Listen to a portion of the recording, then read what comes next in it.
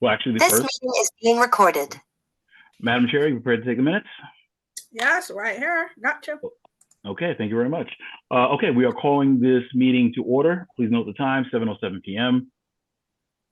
We are also live streaming via YouTube for those for remote access as well. I want to thank everyone for joining us this evening. This is the first executive committee meeting for 2024 for Brooklyn Community Board 9. It's great to see everyone. I hope your new year has been going well. I just want to say that I'm, really, really proud of the board and all the work we've done, and excited for the new year that's coming up. So I just ask everyone to please let's keep the energy up. Let's keep the energy going. Let's stay committed. Let's make sure we stay focused, and we continue to do the work for the district. So just in terms of housekeeping items, so just remember, please, we are following Robert's Rules of Order. If you need to be recognized, please use the raised hand function, at which time, at the appropriate times, we will recognize you. If you are an attendee, we will allow some limited questions at the very beginning, at least until we get to the agenda setting portion, where we might be able to allow questions. That's time permitting, I will say as well. And the last piece, just in terms of recalling our rules of conduct, I just want to remind everyone, the rules of conduct are posted on our Community Board website. And I just want to remind everyone that the ultimate goal we're trying to achieve is that we are respectful of opinions. We understand that everyone's not going to agree. We understand there'll be differences of opinion, but we just ask that everyone be respectful even in the disagreement. We understand that those differing opinions are sometimes tough, but it's being able to navigate those tough conversations which will get us to where we need to get as a board and as a district. Okay, and with that, I do see we have it posted as an agenda item, so for public comment. Dante, did anybody sign up for public comment for this evening? Okay, at this time, I will allow, just very briefly, I do see a couple of attendees. Is there anyone who wishes to make a comment at this time? We can let you take some time to address the executive committee. Okay, I do not see any takers, but again, for the attendees, I thank you for joining us this evening. And absolutely, please, if there's any questions or anything that you have for the board, please feel free to contact the district office, and we'll be able to take any complaints or any issues or requests about services. Okay, we are going to move to the next item on the agenda, which is the committee chair check-ins. We are going to go in no certain order. Let's see. I do see the chair of environmental protection, Ms. Timothy. Do you have a report for the exec this evening?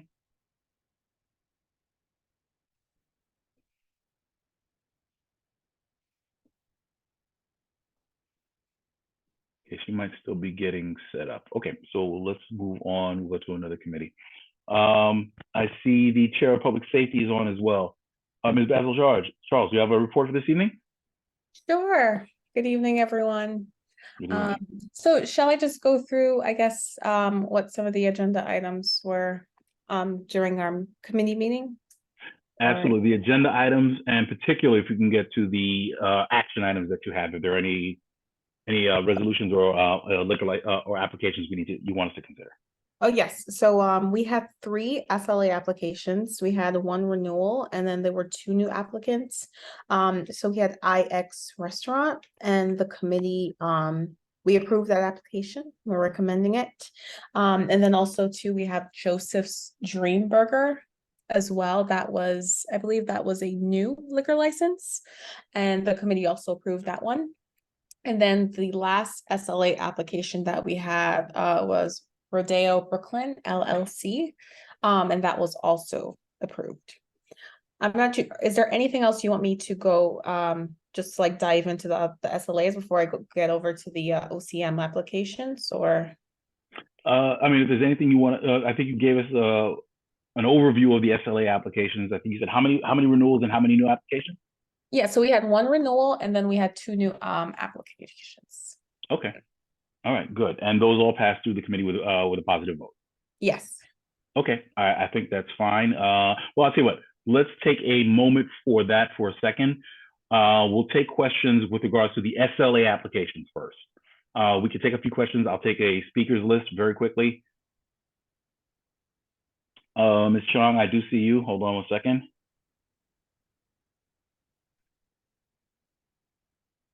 Madam Treasurer, I see you. We'll take your question as well. Hold on. I see the first vice chair. Are there any other questions with regards to the three applications, the SLA applications? Okay, seeing none, we're going to close the list on those three. Chair Chong, you have the floor. Your question. Okay, so Janelle, I hate to be the one always raising these things. But the X application, which, you know, by the way, I think almost everyone does support the business and the hours are reasonable and everything, but I think they're very close to a school. The Maple Street School is right by the subway station. Have you guys checked if it's 200 feet? Because I think it could be. I am not certain. And it's a full liquor. If it was a wine, beer, and cider, that wouldn't be an issue. The other thing is it's a renewal, so I'm not sure how this works, but you know, the SLA doesn't have discretion on those. So, you know. Well, actually, they probably would. And what I would probably say, and Dante, please correct me, and this is good. This is something, a conversation we've actually had. SLA actually does check the 200 and the 500-foot rule. So typically, if it's approved, it's because they do already check to make sure that they are not in violation of that. Dante actually did receive a notification from SLA about that. I think there was an application at some point that was within that. So I think that I want us to have confidence that if we don't catch it here, it's also being checked by SLA as well, and that is a grounds for them to deny the application. But just so you know, like if they stepped down to wine, beer, and cider instead of full liquor, it wouldn't be an issue. Just a thought. Okay. But I guess the thing is, if it's a full application, we'll find out. Okay. SLA will let us know if they're in violation. But we can see if we can do a quick preliminary check at least to see if it's really close or see what it is. Okay. All right. Thank you very much, Suki. Madam Treasurer. I was just wondering, at our last meeting, we weren't able to approve a few SLA applications. How was that resolved? Okay, and I'm glad you asked that question. That is something I was going to address later on as part of my chairman's report. And I want to preface it by saying this is the reason why it is important for us to be present and to do the things we need to do as a board. That is why attendance is required. That's why it's important we show up when we're supposed to. The applications that were being considered last month had been there for a bit. And I think they had, I think all of the applications, and the Madam Chair for Public Safety can can correct me, had been present and they presented before a Public Safety Committee. They had come before the board, and the board, we weren't there. We didn't have a quorum. We weren't able to consider. And I want to underscore the importance of our work that we do. We have a responsibility as well to the community, but also to the applicants as well, who are coming in to make sure that we are reviewing and adjudicating in an expeditious manner, so that way these things are not hanging out. These are entrepreneurs, these are business owners, there are costs that are associated for all the delays. And especially given, I think there were a couple of delays that happened with a number of the applicants. In fairness, what we did was, on behalf of the board, we waived the hearing from the board in terms of our recommendation. So the letter was sent to SLA for those applications to explain the circumstances, that they did meet before the Public Safety Committee, that they did come before the board, but the board did not vote on that. And out of fairness, we said that we were going to waive our view of it. We did give whatever information we had with regards to NYPD or fire or health and safety that we had. And we said to not negatively look at a lack of a recommendation against the applicants. So they're going to stand on their own merits. So if they get approved, they got approved because they're clean. And if they didn't, it's because there was something else deficient in their applications. But I wanted to underscore that's the reason why we need to make sure that we're coming to these things, that we get and maintain quorum, and we do the business, and we complete the agenda. Really long, but did I answer your question? Okay, thank you. Thank you. All right, First Vice Chair. Awesome. So I can proceed with the OCM applications. now? Oh, if we hold on 1 second, because I think Primo had his hand up for a question. I put it down because Mina asked the same thing I was going to bring up. Fair enough. Thank you very much. Okay, Madam Chair, it's back to you. Okay. So I think with regards to the OCM application, I'm sorry, with regards to the SLA, we're good. You can proceed. I think you said you were going to talk about the OCM. Yes, so we had Okay. 3 OCM applications. The first one that we had was OET Inc. And I'm happy to announce that we approved our first OCM application. So the 2 other applications that we had were Flatbush Exotic and Best Development New York LLC. However, we weren't able to vote on these 2 applications. So apparently, I believe both of these cannabis dispensaries are like 500 feet away from one another, but the representatives for Best Development New York LLC, they were not present. And then there were also some things that transpired that I'm not too sure if I should bring it up in this space. But there were, some allegations obviously that were made that the committee feels as though we need to like look into before we can vote on Flatbush Exotic. So we decided to table it. Okay, no, that's fine. So with regards to that, I I'm was sorry. for- Go ahead. Go ahead. I think I wanted to say something. Yeah. Oh yeah, I was just gonna say I think this is exactly the space where we should probably talk about some of the things that were raised. Just so that we have a heads up because they're likely to come up at the general board meeting. I was at the meeting, the public safety meeting, by the way. So yeah, I think not every detail needs to be shared, but generally, an email has been forwarded to the board, just some allegations around improper, behavior specific to selling to minors of that shop, and the Public Safety Committee felt that it was appropriate to take a step back to table that vote at that time. And the 1,000-foot rule is going to be something I think that's actually really interesting, which is going to come up quite a bit in the future. And I think it's something for the executive committee to be aware of and to think about a little bit, which is that there's a rule which we need a little bit more clarification on, which is essentially that a cannabis shop, you can't essentially have 2 licenses within either 2,000 feet of each other or 1,000 feet of each other. And that is going to be based on population density. I'm assuming that in Brooklyn, the population density rules are applying to say that that's within 1,000 feet, but we need clarification on that we don't have at the moment. And then also it means, I think the next implication of this that's important is that once you give a license on to somebody, you're clearing the next 5 blocks around it at least. That place basically has a monopoly on the surrounding 5-block radius. And so this becomes a game of who's first. Because once you have that license, you have the area. And so that came up because there were two applications that were very close to each other. Thankfully, not thankfully, but what happened from a circumstantial perspective is one of the applicants didn't show up. Had they been there, what do you do in that situation where you have 2 applications that are within a few hundred feet of each other? That's going to happen a lot soon, and we're going to have to figure out a process for that. And just know that these are going to become like the new taxi cab medallions, right? They're like golden tickets, because you have a license to be the only person doing business within a 5-block radius.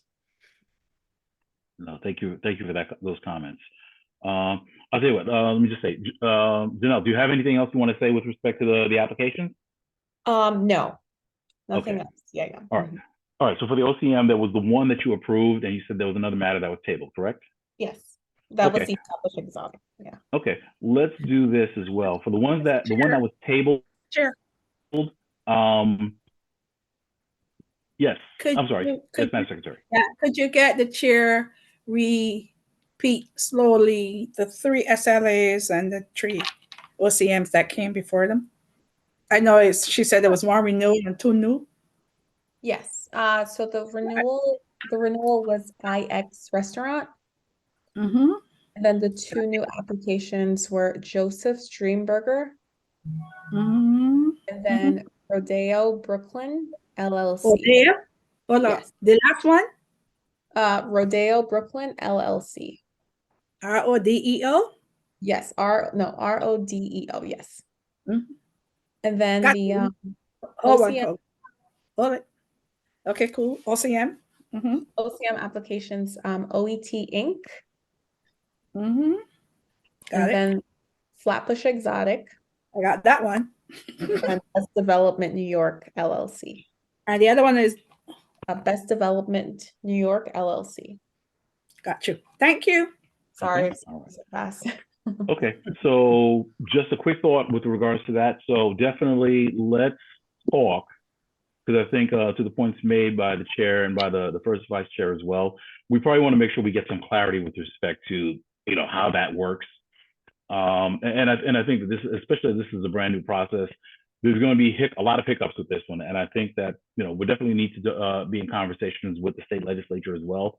I think they'll be fine tuning this as they go along as well, because I think they're going to discover that there's all kinds of bumps like this as well. But absolutely, I think, just as well as we approve these things, if we find that there are challenges, absolutely, I think it's appropriate for the committee to discuss those and make recommendations in terms of how we should be doing this, how we should be looking at this. But thank you to Madam Chair, and thank you, First Vice Chair. I'm sorry, Janelle, before I let you off the hook, let us see if there's any questions.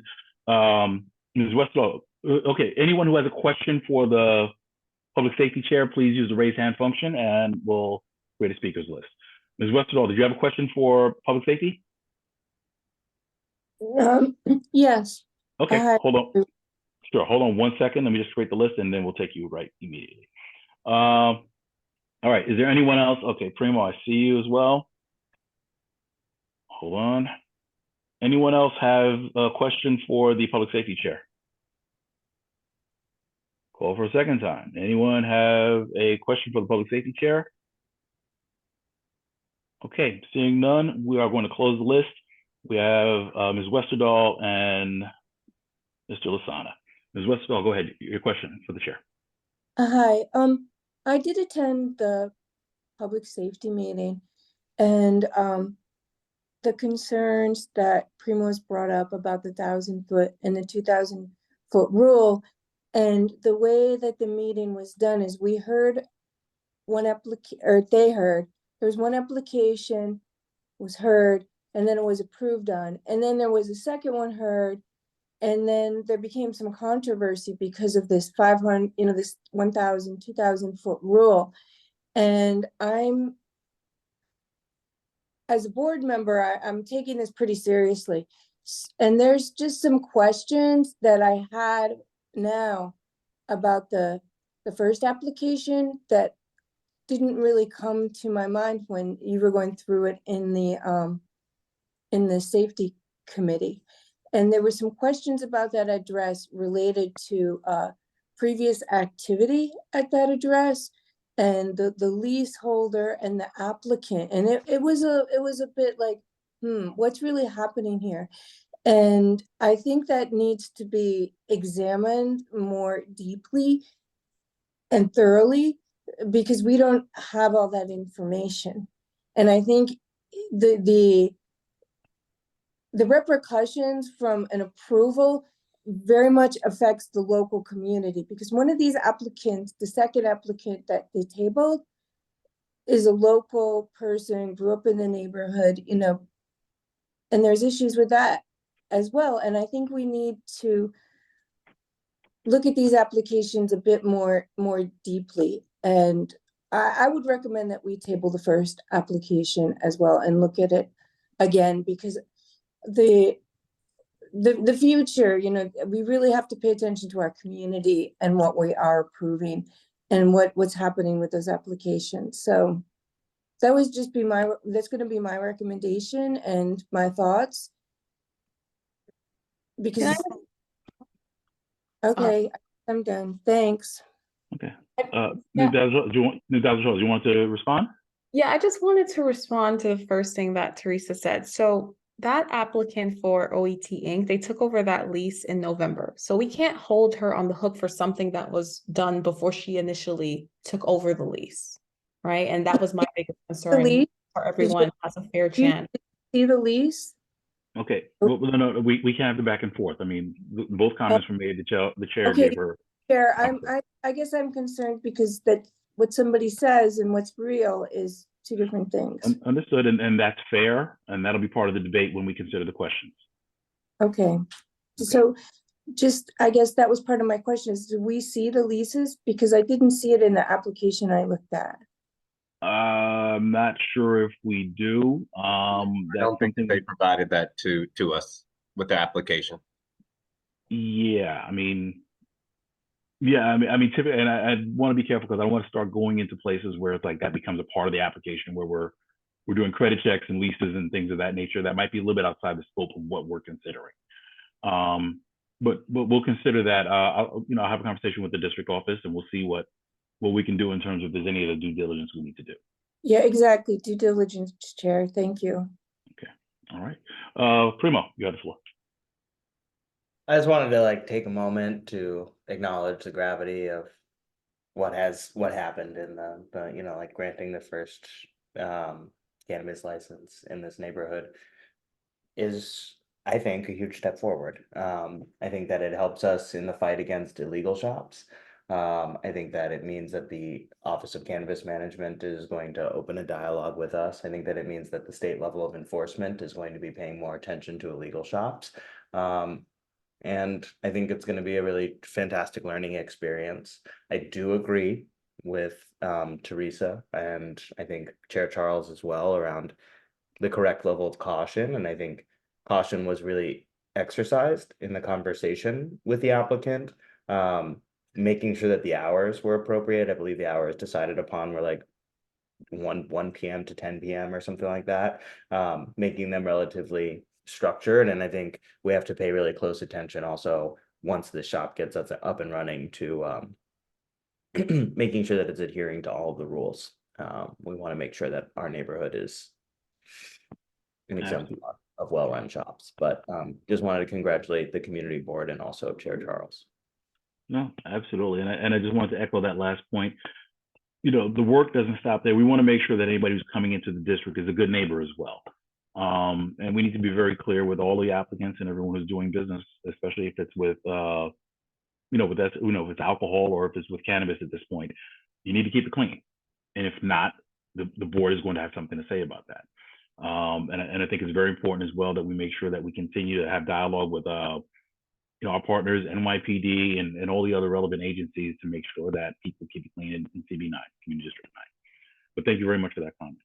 All right, the speakers list was cut off, but only because, the second vice chair, I'll have to defer on this one. We'll take your question and then we'll have to move on. Thank you so much. I don't know if this was brought up because, as I said, 2 meetings.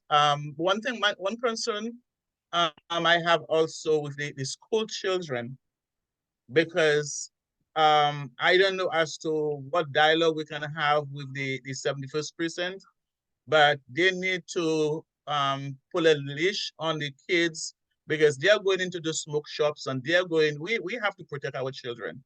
And they are going into the smoke shops, they're buying their stuff. You see them in the corner, smoking and whatever, and then we are destroying, their lives have been destroyed and they are not even aware of that. And those smoke shops are coming up. They are just making money in the community, as we know, and the DM knows as well. When we went to this meeting at the governor's place, that's one thing that they have coming, and I think you all were just discussing that. They have a task force who will be going around dismantling them if they don't put, and they're giving them time to really get the license, and if not, they will find them and close them. There are too many, and we already have the older people who some of them already messed up. And then we have the school children now, they on their way to school, they're going and they're buying whatever that they're buying, going to school high, after school, they're going in there and they're sneaky. They're sneaky. And right there from in just in that short space right from Empire down, too many smoke shops. And we have to have a dialogue with the precinct to find out as to how we can keep them from it. I don't know what we can do, but we have to protect our children. Yeah, absolutely. And you know, just in the interest of time, we're going to have to move on with it. But there are definitely going to be a lot of layers to this conversation in terms of what they're doing. I think the initial blast was they were all illegal. All of the smoke shops were illegal. Now we're going to have a mix of legal and the illegal ones. So it's like it's going to be really trying to find that balance of, okay, well, listen, how do we balance legal businesses in the district with all those public safety concerns in terms of, child welfare and health and all the other things as well. All I can say is just stay tuned. I want to thank the chair for public safety for doing this, and for all the committee members, and for all the comments this evening. And we're just going to keep going. This is going to be a dialogue, a living dialogue for a good long time as we navigate this. Okay. All right. Okay. So Madam Chair, just to recap, we have the 3 SLA applications that you approved, plus the 1 OCM application for OET Incorporated that you approved as well, correct? Yes, that is correct. Okay. All right. So when we get to the agenda, we'll discuss those items, if we're going to put those on and if they're going to get forwarded to the board for consideration. But thank you very much for all your work. Thank you. Okay. I see a big N for Mr. Almanor for Parks and Recreation and Cultural Affairs. Do you have a report for this month?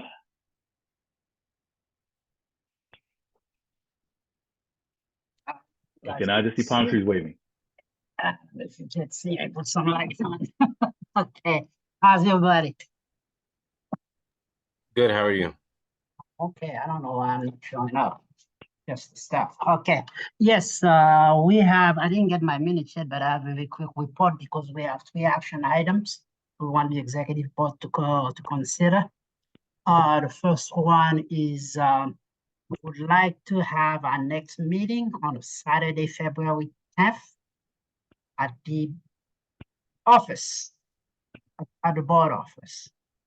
This is in conjunction to an activity that the Brooklyn Museum is offering us to come on that Saturday. So we wanted to have the meeting from 9 to 11, and from 11, the whole group is scheduled to go to the Brooklyn Museum for follow-up. That's one. We want to see the possibility of doing that. Number 2, we voted to do a subcommittee to look into the biennial Board Conference of Community Board of Parks, Recreation, and Committee. We're requesting an approval from the executive board. And the third one is we pass a resolution for the community resource fair to be held instead of Franklin McNair Park, but in the block on Carroll Street between Rogers and Northland Avenue. So we had some good discussion that we are pushing for that. So these are Could you repeat that? What location? Carroll Street in front of Medgar Evers College and the high school. Oh, okay. Down the block from the office. Carroll Street between Rogers and Northland Avenue. Okay, thank you. So more information should come out when the minutes are published. I didn't get a copy of the minutes yet. Okay. Excuse me, I'm sorry. All right, so I see that you have 3 for questions now. Absolutely. We'll hold on to see now. Okay, the first one, you know what, let me do that. Let me create the list and I'll add myself. Any questions for the chair, Parks, Recreation, and Cultural Affairs? Ms. Westerdahl, I see you. I'll add you to the list. Hold on.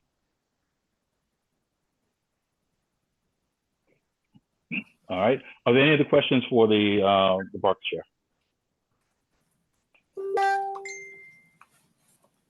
I see no one else. Okay, so I'm going to add myself after that. Mr. Chair, could you tell me the writing for the subcommittee? He wanted a subcommittee on what? If I may respond. I can't hear. I'll explain to that. Is that the question? It's a biennial conference of Park Recreation and Culture Committee for all the community board within Brooklyn Borough. So the Send me a note in the chat. Let's go. okay. All right. Well, remember, we don't have a chat, so we'll I'm sorry. come back.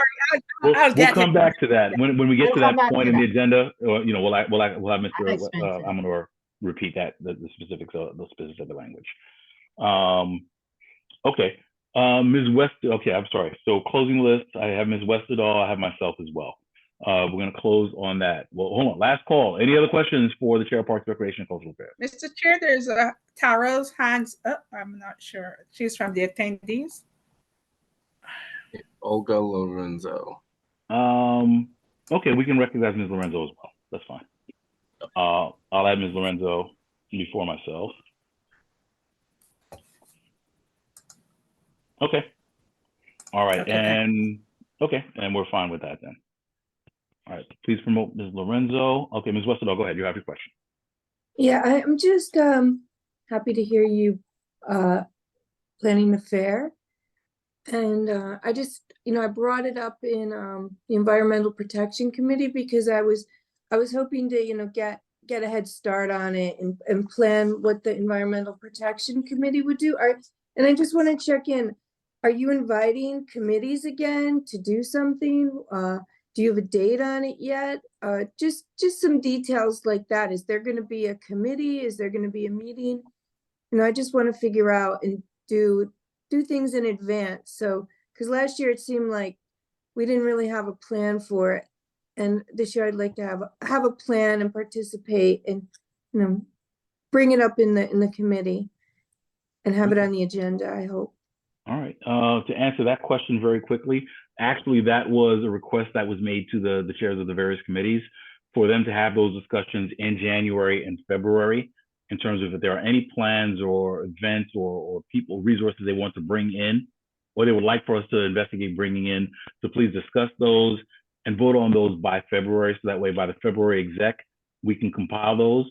And that way the district office will be able to start having conversations about what we can reasonably do and what we may not be able to do, or if we need to bring in other resources as well. Okay, so does that mean, say, if I was thinking like asking for a brown bin giveaway, because more people are asking for those and they were very popular, like something like that, or have the Rad Academy come, like we could do something. Yeah. No, Absolutely. And that's the thing. I would like for all the committees to give those recommendations and suggestions, hopefully flesh them out a little bit, tell us what the scope is, how many we're talking about, if there's anticipated costs about, just so that way we can kind of look at that. We have a plan and we can kind of figure out, the district office, district manager and the team can start having conversations about what it would look like, what it would cost physically, what resources we would need, and so on and so forth. But the point being, we need that information by February, because June will be here before you know it. So we need to have start those. We're having it in June?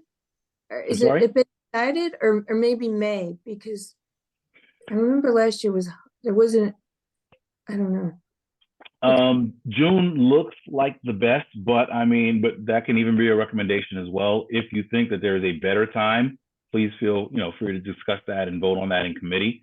Again, there's no promises that everything on the list is going to happen, but at least it starts a conversation. We can engage in a conversation.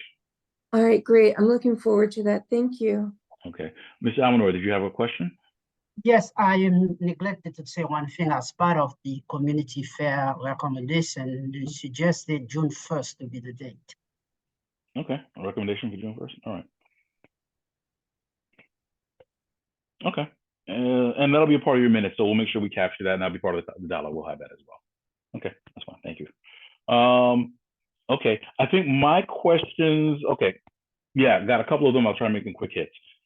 I am a little skeptical about the Saturday date, because typically we really try to avoid those weekend dates, and especially dates of worship, because there are sections of the community that aren't able to participate in those at all.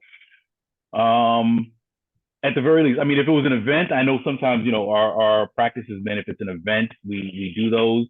To schedule business meetings as part of that is a little bit tougher.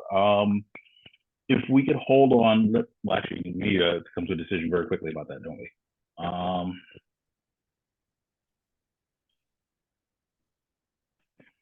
Yeah, that's a little bit tougher. Let me come back to that one. I think the second point you made was with respect to the subcommittee.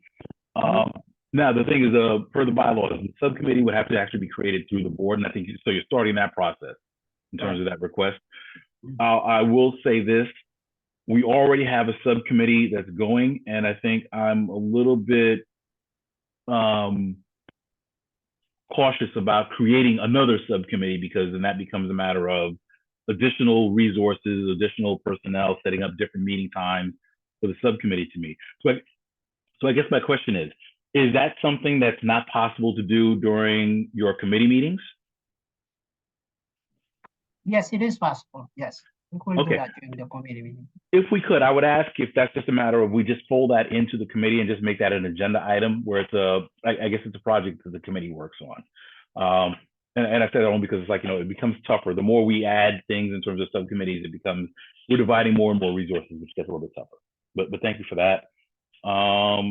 Okay, and I think we'll take that also, that recommendation as well for the committee. I'm sorry, the community resource fair, the location. So that'll be something that include that as part of your minutes, and that'll be part of the dialogue. So we'll consider that your committee is submitted already, and that'll be part of the conversation in terms of as we come to final decision. Okay. All right. All right. So listen. So let me come back, or I'll tell you what, we'll discuss the February 10th one. I think we'll have an opportunity. We'll discuss that as a board in terms of as an exec, in terms of if that's something that's doable and appropriate. Okay. Are there late flag? I see your hand, Suki. Just a quick Yeah, Ms. suggestion. Lorenzo. I'm sorry? Regarding the weekend dates coinciding with dates of worship, we might want to check what time people kind of end their observances, because like I know I have neighbors who do spend a lot of time in church on Sunday, but maybe they're done by 2 or by 4. And same thing, with the Saturday Sabbath, they might be finished by, late afternoon. So you might just want to check with people that are observant. Right. It's So, a point. okay, Thank you. I'm a Sabbath keeper, and we go from sunset to sunset. Just 1 second. Okay. And I think those are some of the concerns that we have with that as well. So we might want to consider that. I mean, if it was even a little bit later in the afternoon, I would say maybe we could, rather than belabor the point, we'll when we get to the discussion on the agenda items, we'll take that up. Okay, but thank you for your question. Okay. All right. You had Miss Lorenzo, you would ask her, she had her hand up to speak. Yeah, I saw the hand came down, and I apologize. Ms. Lorenzo, okay. if you would like to speak, just please absolutely just put your hand back up. If not, that's not a problem. We'll continue. Well, they denied the request to be a panelist. Okay, good. Okay. All right, let's go. So Dante, you scared them off. Okay. All right. All right. We are going to go on to the next committee. I see Chair for Education and Youth Services. Do you have a report for this month? Sure do. Hi, everybody. How you doing? Hope everyone's good. So just quickly, for us this month, last month, we supported and had a great event with Assemblywoman Farah Sofort, excuse me, Forrest. She came to one of our schools in our community board district and had a discussion with a lot of different families. It became very intimate. It was nice. It was a potluck. Everybody came and ate, and people were just able to come up and talk to her and find out that she lives in the community. She lives right across the street from Jackie Robinson School. And it was just a wonderful and lovely event. So that was for December. For this month, what we did was we're trying to finalize and work to finalize our calendar. And we did that. We started with the new year, new me, what can we say and do to hold each other accountable for all of our goals and various goals that we have this year. Also, one of the things we're going to be doing is a clothing drive. I'll be having a flyer sent out to the group for the listserv today so that everyone knows that we want to do a flyer. I mean, we want to do clothing drive and it's going to go to the Brooklyn Justice Initiatives organization, which has families that are in need of clothing. The clothing will be dropped off at the CB9 office, and John Beckles, who's one of the Youth and Education Committee members, will be picking it up and bringing it to the site for them. So that's one of the things that we're doing with Jackie Robinson School. We're planning to do a youth forum with them. I believe it'll be in May. We also would like to do a community cleanup, and we potentially be partnering with Environmental Committee. So we're working to organize that. We're hoping to do it around April 27th near Earth Day. We're also going to support like community garden. There's one on Union Street between Franklin and Classen. And also the school itself, Jackie Robinson School has an open garden area. So we just need to, and this is something I'd like to throw out to everybody. If you know anybody who is versed in like gardening and can kind of help us know, okay, these are the plants that we should be planting now for it to come up in the spring. You know, we welcome anybody to kind of help us out and give us that information. And perhaps we can do two places, which will be the garden on Union Street as well as the one in the school. But the one in the school would also be great because we can have the kids participate in it. And then the kids would learn how to plant and garden and have something that they'll see, watch grow every day as they pass their school to go into the building, because the garden is on the way through to the entrance. So that would be a really great experience for them. So if there's anybody that could let me know if they know someone who'd be willing to help teach us that and volunteer the day that we're going to do that, that would be appreciated. We haven't picked a solid date for that yet, but that's something that we will do. Additionally, one of our youth members, we have a high school young lady who's on our group as a part of our team, and her name is Twyla. She's doing a mentorship program with her high school, and they're gonna do some support with the elementary school kids during their time here. We're also gonna work to plan some kind of joint Black History event with the kids. And, you know, they wanna do something like I have a game called Black History Bingo, and we can play that like a Kwanzaa presentation, and then helping the kids to learn about some key people in our history that they may not know about. And the Youth and Education Committee members will volunteer to teach the kids that, and then create it into like a fun presentation for parents and family. So that's something that we're gonna do. Another thing is we're going to brainstorm. I'll put in a micro grant for the $3,000, and we're gonna brainstorm an activity that we could do for the community or with the community, led by Youth and Education Committee. So a proposal can go out for that, as well as we can apply again for another one for the end of the year community event that we do yearly with all of Community Board. So that's through Citizens of New York. They give this out every couple of months. And so we're gonna apply for that. So we're gonna brainstorm on what we could do. For our next meeting, Shaquana Boykins, who is the district leader for our area, will be joining us and talking about what her role is and what she does. I know a lot of us aren't familiar with what district leaders do, who they are, and she'll be coming in to talk to us about that. And that is it for me. I see hands up, Nicholas. For the reason I am put my hands up, the Population and Culture Committee has been working for the last year with all community garden within the district. Okay. And members of each community garden is a member of our committee. So there's really some good synergy that has to be done. We have attempted to engage the Brooklyn Botanical Garden and connect with some of the school to do some of the stuff we're talking about. And I think it's incumbent that we talk and coordinate and put our stuff together in terms of Okay. our That chemicals. sounds We've been great. doing a lot of stuff in the community garden for the last 2 years. Okay. And community, like I said, at least 2 members of the Park and Recreation Committee works in those community gardens. Okay. So let's talk some more about that so we could put together one, the synergy that's come together and put activities together for both communities. Okay, so that sounds great. That was another suggestion I did give, is that we have the Botanic Gardens right there. There has to be somebody who can teach us and know that. So I think that's a great idea. I love collaboration. So I'll definitely give you a call, Nicholas. Janelle?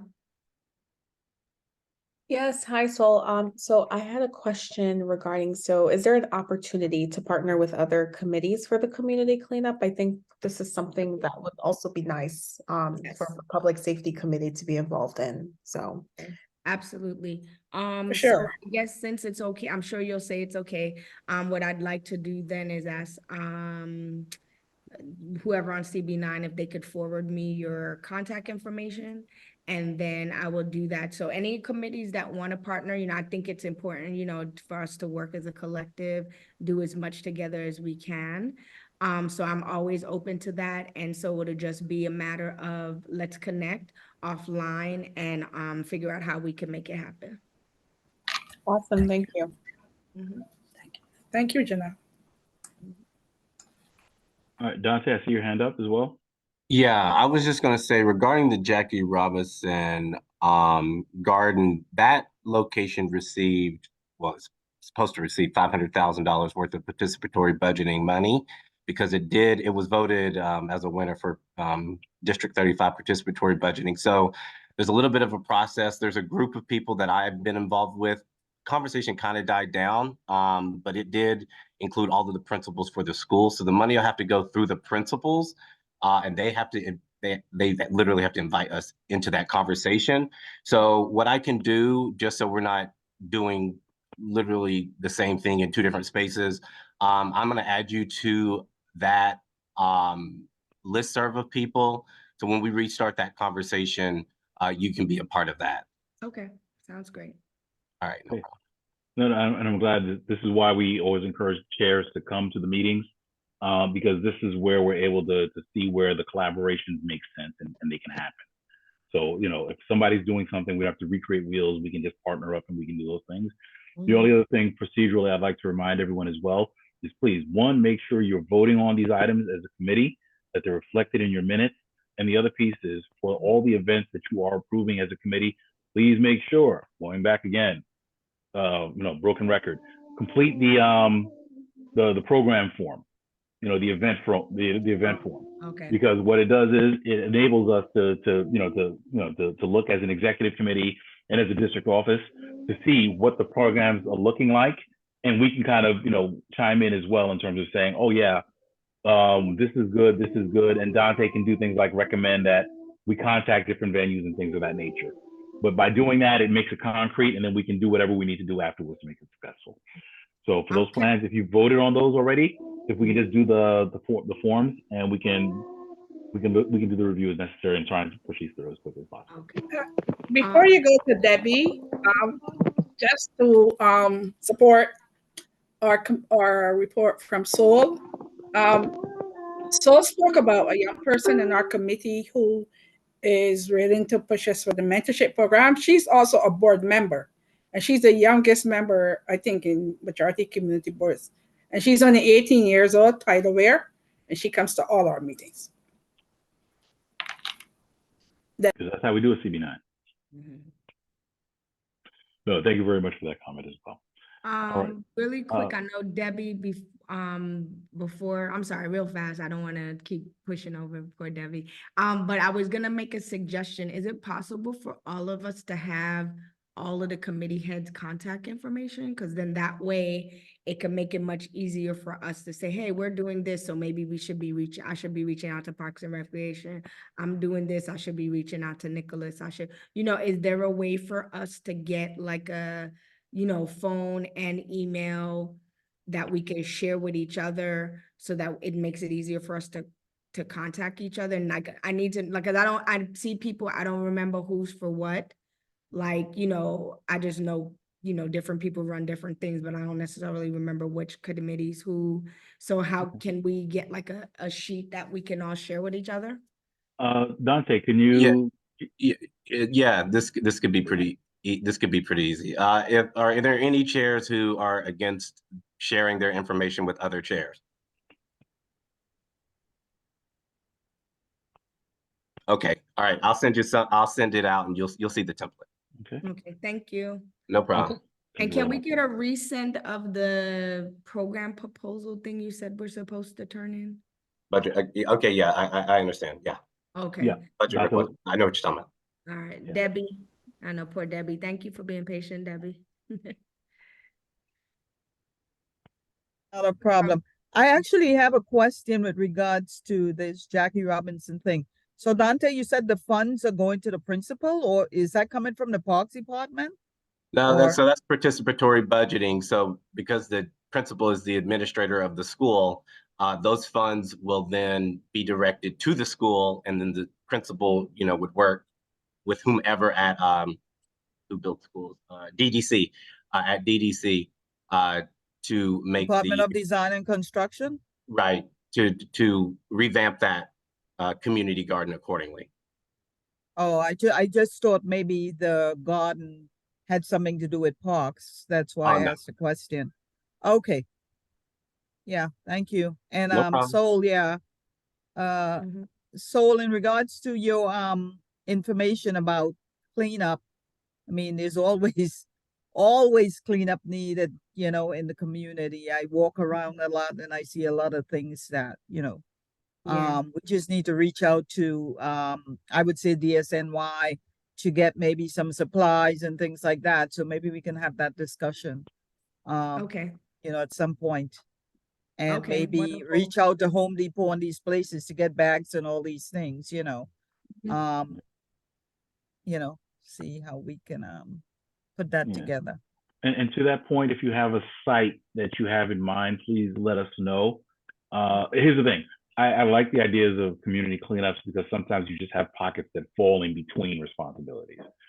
On the other hand, and this is a plug as well, sometimes people just need to do their job. And if there's an area that needs to be touched by DSNY, please also make sure we let the district office know, because sometimes they may need to make that phone call to say this is something that's part of their responsibility that they need to take care of. May I say something, please? Very quickly. Very quickly, I just want to say on that, because usually on our block, when we do block cleanup, we contact sanitation, and then we go to so they let us know as to which day, what time to come to pick up the stuff. They give us bags, they give us gloves, they give us everything that we need. And then they tell us the next day to take them back the next day, and then we'll drop them up back the next day. So you just have to call them, and then you get all those different things. They'll give you a whole lot of stuff to use, Okay. free of charge. Well, yeah, for free labor, I give it to you too. And they schedule for the truck to come to pick up the garbage, the debris. Perfect. Thank you. Thank you very much for that. Yeah, Well, I think that what we did was we said like a range of blocks that we see those problems, but we figured that we might as well wait until spring when it's warm. And like with the snow and stuff, it doesn't make sense to do cleanup, but once it gets warm, I was telling them like there's certain places, there's like people are just throwing trash, all over the floor. And then the apartment building people don't clean up some places. They'll clean certain areas and then they'll leave like in front of the garage and different places, just terrible. So I don't know what we could do about that, other than calling 311 all the time. But, there's like on my block, someone leaves a big grill. And it's just like, why is this grill just sitting in the middle of the street? I don't understand. It's just a lot of little things. So I think it'd be good also if people feel like there's certain areas within the area that we can talk about that we know is problem areas, and maybe is there a next level discussion around how do we keep our neighborhoods clean? And the other thing I know for my block, the whole people hanging out in front of my building is like ridiculous. Like it's so annoying. Every summer you have to deal with it. I don't know what we can do about it, but there has to be something to be done about that. yeah, there are a number of conversations in that, and everything said right there. There's a mouthful. But definitely, but to your point, I think that one is good that we identify, especially if there's hot spots, so to speak. Let's identify those, and to the point, is it something that somebody should be taking care of? To that point, is it DSNY? Is it a landlord? Is it whoever? We can figure that out. And and absolutely, I think community cleanups are great because it's the community taking ownership. But by that same token, I think part of the job of the board is to make sure that we get delivery of services. Those things are paid for, and there are responsibilities, and people will get tickets for not doing things that they're supposed to do. So we want to make sure that we're loving our neighborhood, but at the same time making sure we're fighting for our neighborhood as well. Right. But these are all great ideas, and I appreciate all of that as well. Okay, all right. So I just want to make sure we move. We move the agenda as well, so we can continue move forward. I saw our second vice chair before. Fran, do you have a report for Health and Social Services? Yes, Health and Social Services. We've been meeting. I am in 2 meetings, so I'm just back and forth. But I know the DM can help me with the name of the organization. I think that we saw the young man the doctor in December who came to do he spoke about working at Dungstead and Kings County. But he came back again because he did the right thing this time. He came to the committee and then he spoke about which was a better presentation, that he'd been working at Brookdale and Kings County Hospital. And then, it's quite a few of them there. They're residents and they're looking for housing. But then what they're saying is that the union they're in contract really. So they're looking for a letter of approval from the board. I did, based on what he said at the meeting in December, I did reach out to the CEO at the hospital, and then he said, look, they are there, they are working, they are doing the job. The hospitals really cannot get into the negotiation. So it is okay for the board to support them and give them a letter of support to take back to the union, the negotiation table, because they're doing the work at the hospital. And that is one thing. So I'm putting this out there. So, for approval for the board to take it back to the general meeting to give them a letter of support. And then the last thing is that we are working collaboratively with Kings County and the community board. So in May, we are looking to do a 2-part, which will be the first part will be in May, the mental health forum. So we'll have different doctors coming in, and they'll be focusing not only on grown-ups, but on children as well. And so we're looking to host it at Dungstead Hospital from 11 to 3. And so we'll have a panel who will be addressing the different aspect of mental health, what's really the causing it. And we'll have testimonials from persons who have had families who lost families when it comes to mental health, or if they have persons who have mental health in their homes and how it's impacting the family. And in the afternoon, we're looking to have solution, because most of the time we come to the table, we talk about the problem, but there's no solution at all. So we'll have other doctors who will be coming, and then they will be talking as so how can we, but we are really focusing on children, because most of the time we talk about the grown-ups. We talk about the mummies and daddies. We talk about those, but the children, because when you hear an 11-year-old child committing suicide, then there is a problem. Something is totally wrong. So we are looking to address that. So it will be in May. May is a mental health month. So we are working with, as I said, with Community Board 9, the Congresswoman Clark's office, Assembly Member Cunningham, Senator, and as well the council members. So all those persons are coming, and the borough president, all those persons will be coming to the table. They'll be coming together and to bring some much awareness and help that is needed in our community. Because when things do happen, somebody get killed or something happened, we just blow the horn and everybody's talking about it. And afterwards, a few months, it just died down. And we have to keep the conversation going. And as I had dialogue with the senator's office, And that's one of the things that they asked for, that we don't want it to be just a one-time thing. So they want us to do it at least, they would like me to continue and have it at least 3 times for the year or twice for the year in different areas in the community. Okay. All right, does that complete your report? Yes, Mr. Chair. Okay. All right. So now I saw an event. Okay. So there were a couple of events I heard. I think. So what's the nearest one that you're looking at doing? Like in terms of time, like what's the earliest one that you're looking at doing? She said May. For me. May. Okay, for May. All right. Okay. Yeah. No, excuse me. Pardon. Okay, no, that's good. All right, so listen, and again, so for your committee, and again, a reminder for all the chairs, as you get closer, please make sure to complete those budget forms and the event forms, so that way we can make sure that the board is able to support it appropriately. And also the other thing is the calendar is going to get very full very quickly over the next couple of months. So it's important that we're kind of making sure that we're juggling all the balls that the committees are doing as well. So as soon as you have dates, as soon as you have voted in your committee, as soon as you have dates and commitments, please make sure to communicate those to the district office and to the exec, so that way we can approve and we can get it in front of the board and get those approved. But also be able to make sure that we're able to manage all those and appropriately execute all these events that we're doing, and make sure the events that are really good, come out the way they should. Thank you very much for that. Okay, Suki, I see your, we'll take questions for Chair of Health and Social Services. Suki, I see your hand. Hold on one second. Any other questions for the Chair of Health and Social Services? I do have a question. I'm going to put my name down on the list.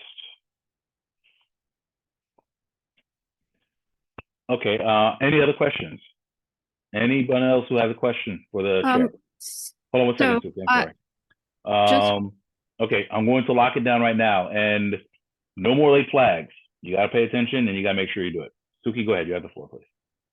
Just a couple of things. Just a reminder that we had a zoning related issue that came up with City of Yes, where they were asking, they wanted to do commercial life sciences on the hospital campuses. So, we wanted to have that more of that discussion about, what our hospitals actually want or intend to do as far as land use. And then the second thing is, I wanted to thank you for doing the mental health forum. I do think that's a really important issue.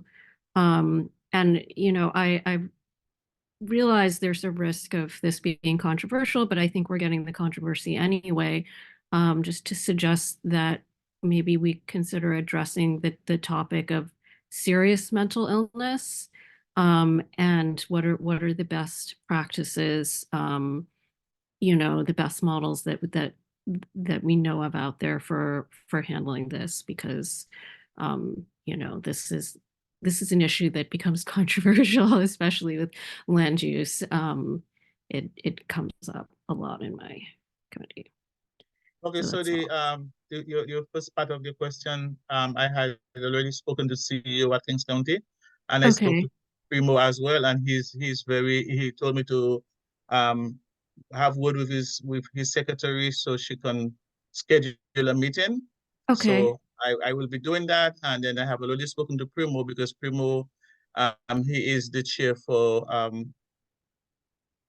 Primo, help me. I'm here, but I was mid-cooking. Can you just repeat the question? Yes, you chair the hospital. I totally. Yes. Planning and development. Yep. And what about planning and development? Yeah, so planning, no, Suki was just talking about the city of the same thing that I spoke to you about. So I will speak to Faye, and then we will schedule an appointment to sit with Suki. Suki, can you just explain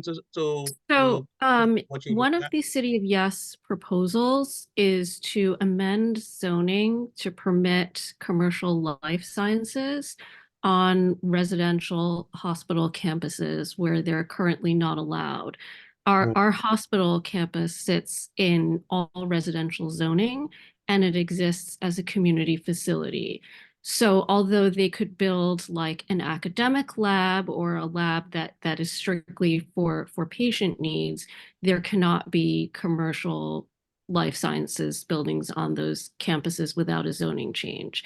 So that was one of the proposals for City of Yes, and we decided to hold off on comment, until we understood what our own stakeholders want, because of course this is a citywide text amendment, and my understanding is where it comes from is like on the Upper East Side, they rezoned some areas for it to allow the blood center, for example, to build a new building. So it, may not have come out of us, but I would like to know what our stakeholders think. Yeah.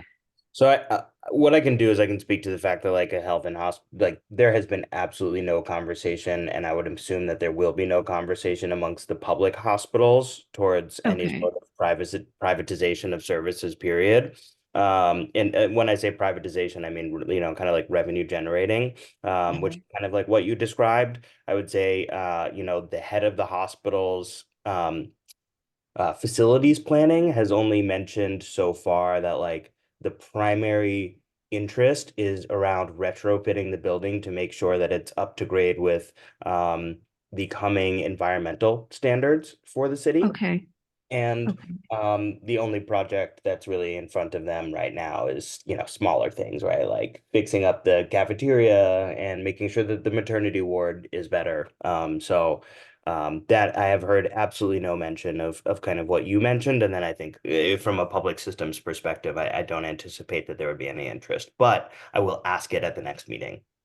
Okay. Yes, definitely. Okay, thanks, Definitely. Primo. And another thing that they're looking at also is to expand in the hospital because they need more space, especially for the ED. They look to expand to make more room for persons as they're coming into the hospital to have space to put them, because a lot of persons they sit in the waiting area and no beds.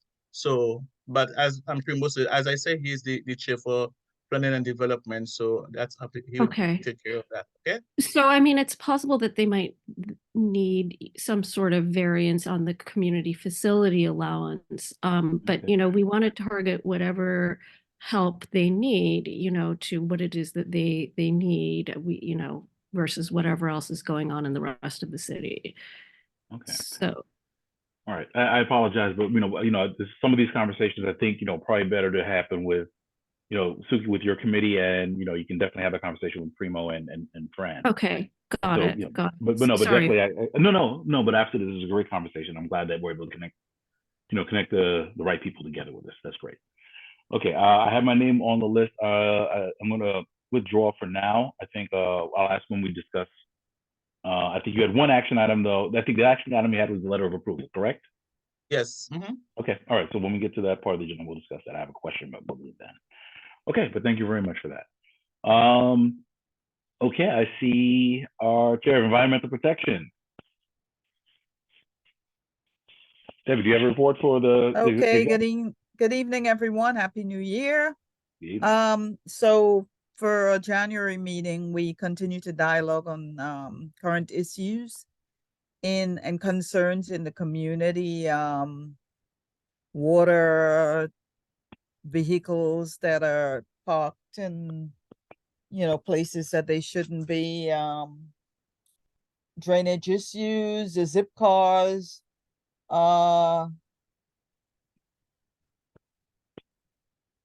let's see, also the ongoing parking and towing issues. Mr. Herbert, I'm not sure what part of the world he is right now, but he's been calling 311 on a regular basis, so he's on top of that, and hopefully we can get some of those things resolved. We're also trying to get DEP to come out and do a presentation for us on flooding and mitigation, and so we're working on putting some questions together. Dante, we are working on that, so hopefully you'll get that shortly. And that is all I have for now. I don't know if Mr. Herbert wants to add anything. I see him there. He must be in New York, so let's see. He wants you to think that. So yes, I'm in New York and landed 2 days ago from Georgia. And I'll be heading on another flight soon. So yeah, I'm always on the go. All right. So anyway, yes, working with the police department in order to address commercial vehicles and abandoned vehicles within the neighborhood, within a 5-block radius of Boys High Field. And when a process is developed, when I get a handle on it, I'm going to expand this even, out a little further. The biggest thing that I find out with dealing with the police department and Department of Sanitation, there's no consistency within their current process. It depends on who is the reporting agent that goes out in order to survey the actual conditions. So I'm working on a process right now. I did receive an email from Officer Connor, the 71st Precinct. They're scheduling a date for a tag and tow, all right, of commercial vehicles. So they have to get the heavy duty truck to come out there and take some. And like I said, once I get a process together, I will share it with everybody else in other neighborhoods and they can move forward. Also contacted the DEP. I'm trying to understand their maintenance program as far as cleaning catch basins. From what I can see, I don't believe there is one unless someone calls. So, but I could be wrong on that, but that's my initial findings. No, thank you very much for those. And all important work. And I think, again, about the quality of life in the district, the catch basins conversation has been going on way longer than any of us really care to think about it. And I definitely share the frustrations with respect to the tow programs in terms of it falls between either NYPD or sanitation, depending on if there's a plate on it or if there's any documentation or whatever else. And I think there's even, it even gets complicated with, okay, if it's an NYPD tow, I think they have contractors who get the cars. But even then still, it matters, okay, well, listen, is somebody going to pick up this car? Because if they're not, then that means it stays at an impound lot. And they make no money. So for them, in that case, it doesn't make sense for them to grab the cars. So yeah, I mean, Mr. Herbert, thank you for all the work that you're doing on this one. There are layers to this, but I'm glad, but I'm glad you're doing the work that you're doing. And it's definitely something that we've had on the board level. The district office has been working and we've been talking with NYPD and the other agencies with that as well. Work in progress, we're gonna get there. But thank you for all your work with that and for the Environmental Protection Committee as well for taking up the cause on this. Appreciate that. Not a problem.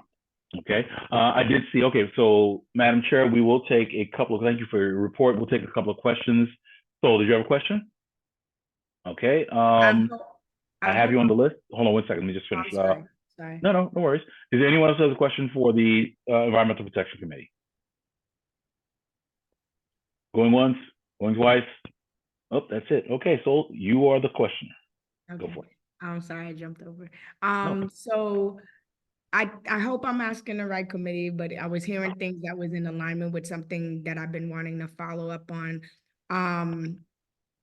All of these parking spots that's being taken, there's extra spots being added for the bikes, and then these like zip cars and all of this stuff that's going on. That's so many spots. Like we already have a hard time parking in our neighborhood, and now it's just being taken. And I'm like, what can we do about this? Because it feels like it's being done without anybody's questioning or permission. These businesses are just able to do it. And then people in the neighborhood can't find parking spots. And it's getting to be like when we did that count, it was like so many hundreds of spaces that's being taken like this. Is that involved in with you guys? Is there anything we can start to do to like make it a process where it has to be approved, or we can limit it? Because to me, it's just getting a little bit out of hand and nobody's asking anybody anything. They're just doing it. Yeah, that is an issue actually. So let me, one quick comment and then a plug, and then I would ask the district manager if he has any additional information to add. Transportation Committee has been buzzing with this for a while. It's definitely been on the agenda and it's been something that's been discussed a lot, and that's understating it. So one of the things I would like to do is put a plug in. Transportation is actually meeting a little bit later this month. They are meeting tomorrow. And I would like to make sure that I let everyone know, those issues are exactly issues that we've escalated to the Department of Transportation. Tomorrow, we have the Borough Commissioner for the Department of Transportation is scheduled to be at the Transportation Committee meeting. Because there's a number of these things that have been conversations for a while, and we've been pushing for a good while to make sure that somebody's here to address this, a high-level person to address these things. So I invite everyone to please, if you can, if you're available, to please come to the Transportation Committee meeting. Again, this is not something that's, I think I'm proud of the work that the board does. There's a lot of questions, not the first time, and we've been trying to make headway with this. But hopefully we'll see where we get tomorrow. And I think part of the conversation will be, what's the escalation? What are we doing? I think that part of it, depending on what DOT is willing to commit to, is we're gonna have an escalation conversations with our elected officials, because they need to support us on this. And that's absolutely where we need to go, because you're right. I think it's, to be blunt, disrespectful. Because you see bike racks appear in the middle of the night. All of a sudden you have 3 or 4 spots that used to be regular street parking, all of a sudden zip cars and all kinds of other things that keep happening in the district. And it's disrespectful to not have us be a part of that, or just say, oh yeah, well listen, this is part because this is the way the city contracts. Then maybe there's a problem with the way the city does business. Right. But also, like, I got dinged for $65 because I didn't know that they added that to the corner of my block, and then they wouldn't take it off. They was like, oh, it's past the time frame. Like, why am I would not go to pay attention to a sign, because it's natural for me to know what that sign had said for years. Right. So I wasn't gonna go extra to look at it again to realize that I had saw it someplace else, but didn't think I need to look at every corner now. And now I'm being charged. Look how much they're charging you for that. Like, that's crazy. I mean, to your point, when they used to change signs, like if they put up a sign that said, no turn or whatever, they used to put new rule or something like that. Right. And there was often a grace period that they would allow, because they know people didn't know the traffic pattern. But the way they keep popping these things up, I mean, it's impossible sometimes to even know unless you really look up at a sign. All of a sudden, you always park there just by instinct and habit. Right. If you're not really paying attention, people are getting dinged, and that's an issue as well. Right. No, but absolutely, again, the plug is for tomorrow, Transportation Committee, and we have the Borough Commissioner is going to be hopefully addressing some of these issues and some other things with regards to traffic calming and safety in the district. Thank you. All right, Ms. Timothy, I see your hand, and then we're going to move on. Go ahead, Ms. Timothy. Oh, I was just gonna add to, something to what Sol just asked.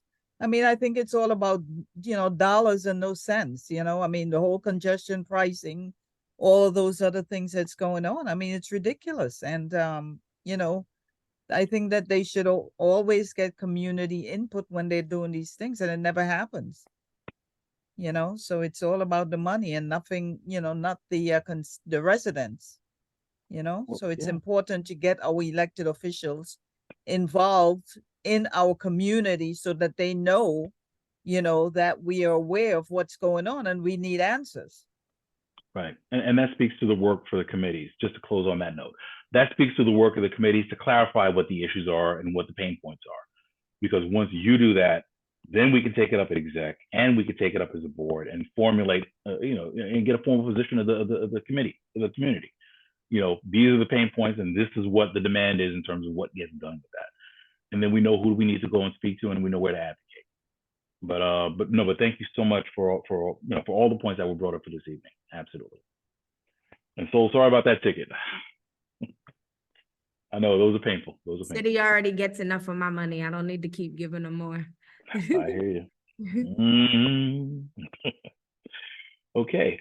All right. And I'm going around, and I apologize that I made people wait, but we now have Suki, do you have a report for subcommittee and for land use? Yes. Okay. So land use, we worked on the Green Fast Track amendment, and what this is, it will be eliminating environmental review for rezonings that result in 250 units or fewer in the higher density zones in the R5 and up zones. And it will eliminate rezonings that result in 175 units or fewer in the R1 through R4 zones. provided that the buildings meet certain like energy efficiency standards, and that it's not in a landmark district, it's not you know, right next to a park, it's not like in a coastal area, flood zone or something like that. And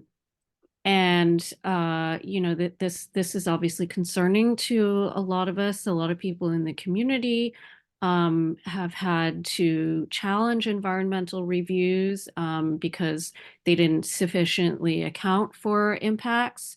So this is something that we've all seen firsthand. I think we were all also concerned that even though the 250 units often doesn't trigger even under the present law a further review, that what will happen, because we've seen it happen again, is developers will divide a larger project into two smaller ones to go under the limit. So you could have something that's really 400 units and now says, okay, each of, you know, they divide into two separate corporations, and, you know, they split the lot, and they say now each project is only 200 units and it doesn't need any review. And our, you know, feeling for, you know, many meetings now has been that we need a lot more environmental review, not less. You know, for all kinds of reasons. You know, Rod brought up the effect on sewers, on the power grid. These are all issues, traffic, parking, you know, shadows, light and air. We felt that, you know, they were saying that if it was lower than 25 stories, that it shouldn't need environmental review, but we thought that was really tall for our district because the majority of buildings are under 5 stories. So those are just some of the things that we talked about in creating our resolution. We also just wondered whether this was even really necessary, because they said that the environmental reviews were really expensive and they took a really long time. But on the other hand, they were also saying that they were completely unnecessary because it didn't trigger anything. So if that's the case, you know, then why wouldn't it just be checking off boxes? It shouldn't take that long. It shouldn't, you know, be that expensive. And so we actually have someone on our committee, an architect on our committee who works for developers, and he said that it's city planning takes a really long time to get back to them when they submit the environmental reviews. So, you know, we're not obviously, you know, we're not opposed to the city agencies being efficient, but it's just really not clear to us that eliminating the review is the solution to that problem.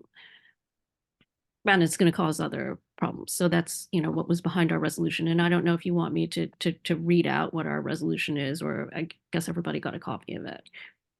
I think the copy went out. And I guess your comments just now, was that the synopsis of the position, or? Well, I guess ultimately, yeah. So our position, you know, our position is we're concerned about this rule. This is, you know, not this elimination. Of review is not something that we think is going to be helpful to District 9 residents. We actually think we need more regular reviews because we've had so much as of right development where there's been no review of the cumulative effects of, you know, on our infrastructure.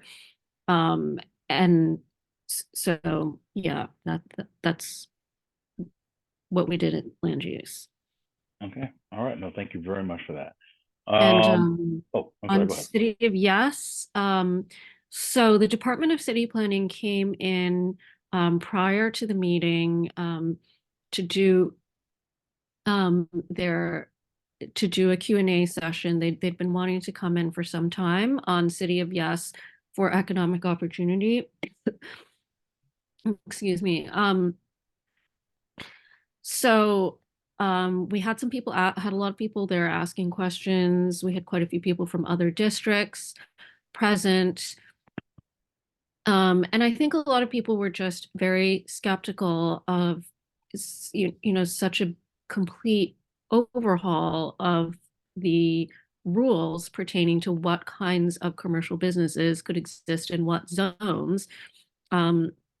We're all very concerned about the capacity to enforce whatever standards they did want to maintain, because the way in which, you know, first of all, there's already enforcement problems, right? I mean, we have people who are suffering from businesses that are polluting right now, you know, especially if they live closer to the C8 districts or the M1 districts, and those standards are not being enforced. And so if we lower that bar and we now allow manufacturing into the regular commercial districts that are now only allow retail, if we allow them in districts that don't allow commercial anymore, you know, like they're planning to allow retail stores, corner stores, in all residential areas, for example, Bedford Avenue. You know, I think there's just a lot of concern about what the effects would be on residents and their ability to enforce, you know, whatever standards they say they're going to be. Additionally, you know, as Fred mentioned at the borough board meeting, it's just kind of puzzling why they would be taking away residential space and adding commercial space when we have vacant commercial space. There's no shortage of commercial space. But on the other hand, you know, residential space is precious. So that's, you know, kind of what happened there. And then I guess like right at the end, oh, we did talk about Green Fast Track a little bit, and then we were able to talk just a little bit about City of Yes for Housing Opportunity, which is the next piece that's coming up.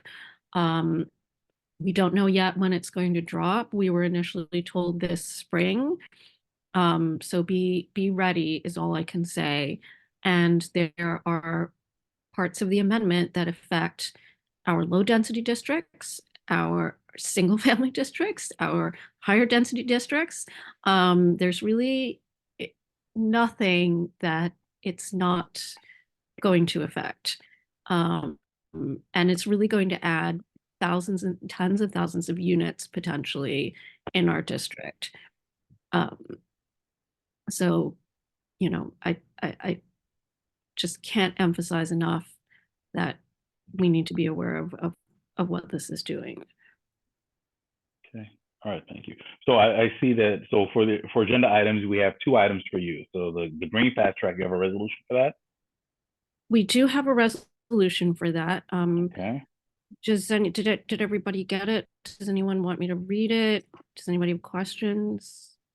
It was sent out to the exec earlier today. Okay. And we'll have a chance to ask questions. If there's any questions, you know, members can ask as well. And I guess so, and the other piece of that is we have on the table from last meeting the resolution for economic opportunity, correct? Because we didn't get a chance to vote on that last Yes, we board. do. We Okay. do. So we have those 2 items.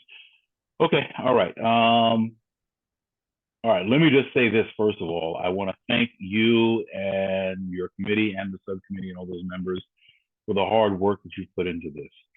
It is head spinning how much stuff they have thrown at community boards and at the city in terms of changes that they want to do. You know, to these these text amendments that they're trying to do to the code. And I can't help but feel, yeah, it's on purpose, because by doing it that way, they push a whole lot of stuff through and make it harder to try and really have good conversations or complete conversations on these things, which is a shame. But again, I want to thank the committee for all the work they've done. I really think that we've had a lot of thought leadership coming out of this district, and I'm really happy to see all the work that you've done with this. Okay, we will take a few questions for, we can take a couple of questions for the land use chair. Anyone have any questions?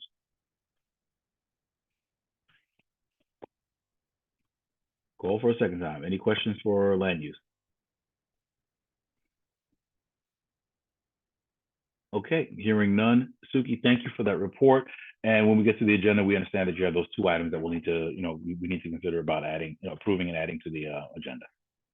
Okay, thank you very much. I apologize in advance. I always hope that I don't do it. Are there any chairs that I did not call on who have not had an opportunity to give a report? Aaron is not here, but I'm more than willing to go over as best as I can the LPC application. If you could do that, and I'm not sure if you're prepared, if you have an opportunity, because I know transportation is meeting tomorrow, but I think they have a couple of things that at least we should, advise the exec about. Okay, well, okay, so for housing, housing had an LPC application that came before the committee.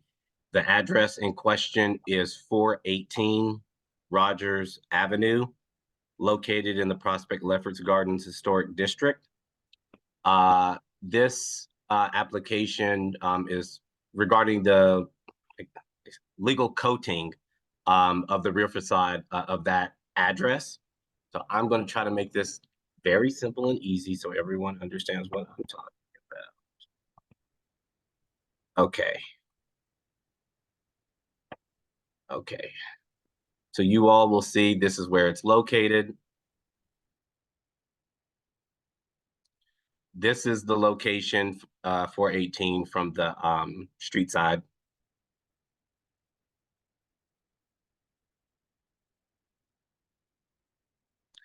This is the change that they're making to the rear. Well, that's the change that they made to the rear facade of the location. So you can see that they used a certain material to coat the exterior rear facade. And also looks like they removed some of the wiring on the back as well. This is the materials that they used. And so this is why they're coming before the committee and before the board. They use this material. LPC is asking that they get a letter of support. So they are looking for a letter of support. As many of you know, when there are renovations or changes to some buildings, houses, and historic districts, they have to get a letter of support from the board. So you will see this is the material that they used. Again, I'll just show you the difference in the rear facade.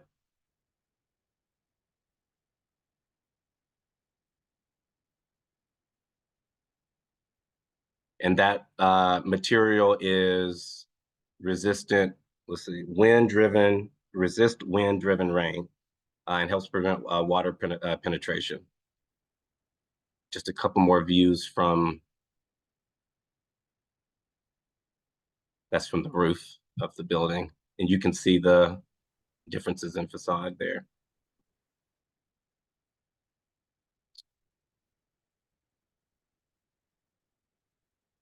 Again, and that's it. So that's the extent of the application. And they did appear at the housing committee, but the housing committee did not have a quorum. Okay, that's another conversation, separate conversation. Okay. All right. Questions? Mine, I do see your hand up.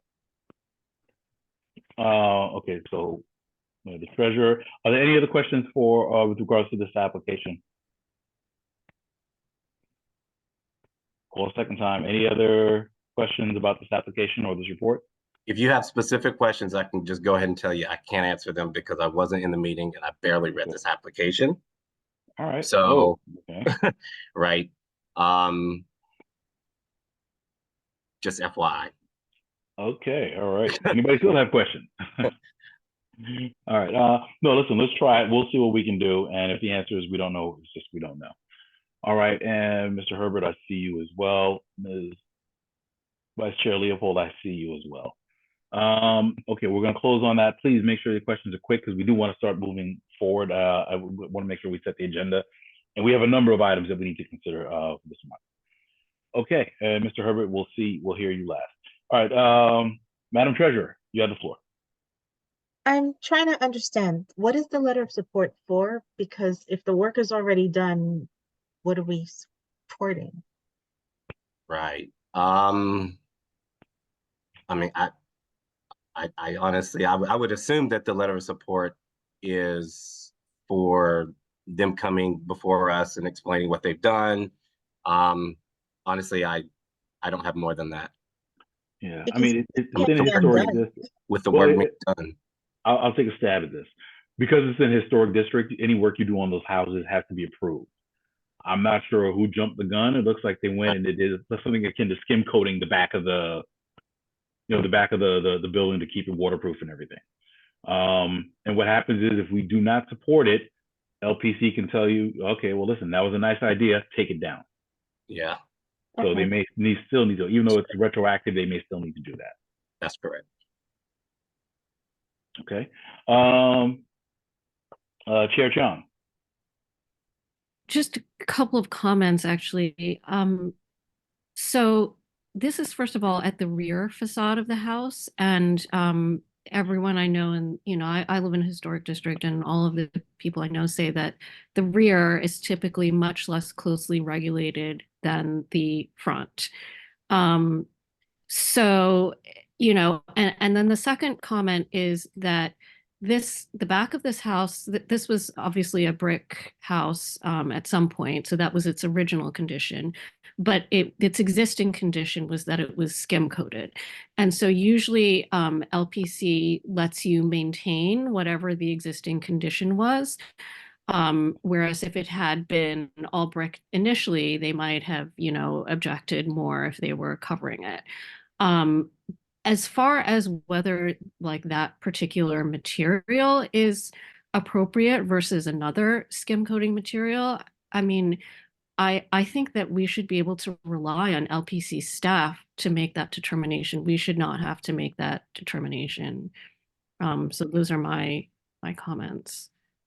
Okay, thank you very much.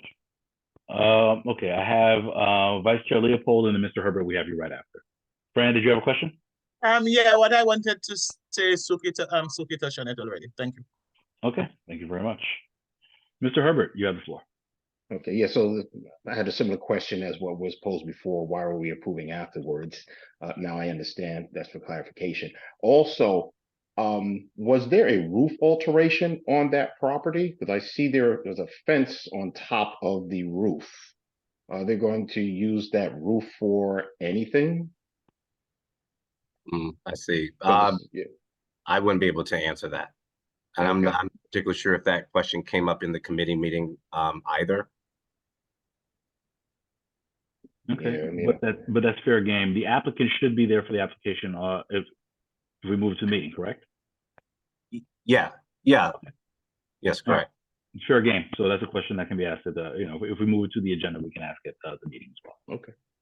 Thank you. Okay, thank you, everyone. All right. And I know transportation is not here, and I just wanted to just make the point. So again, plug. So they are going to be having the borough commissioner there tomorrow. There's a number of resolutions that they had actually passed.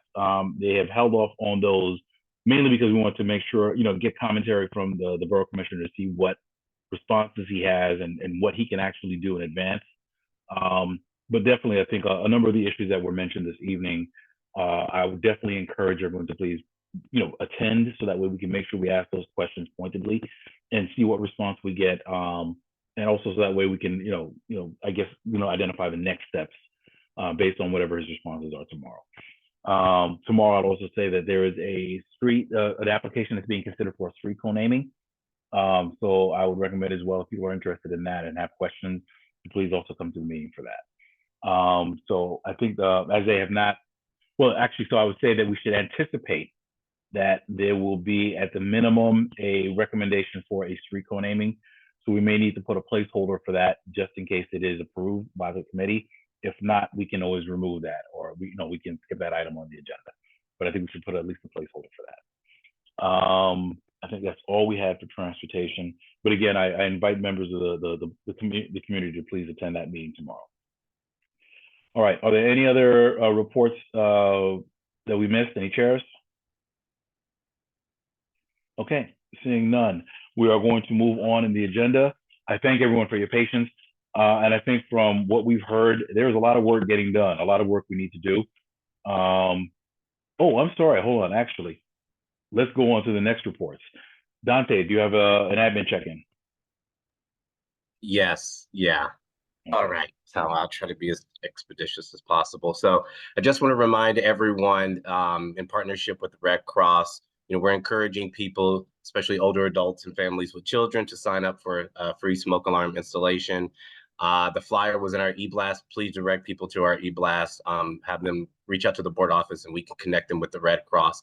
The Red Cross will install and give a fire safety brief, like 5 to 10 minutes, about the information that was provided. So we definitely want to connect people with that during the winter season.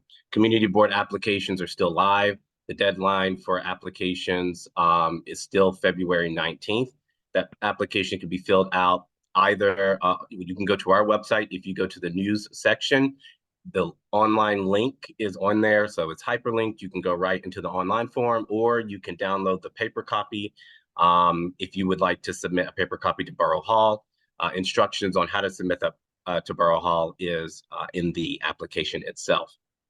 Department of Consumer and Worker Protection, DCWP, is rolling out its annual free tax prep services for families.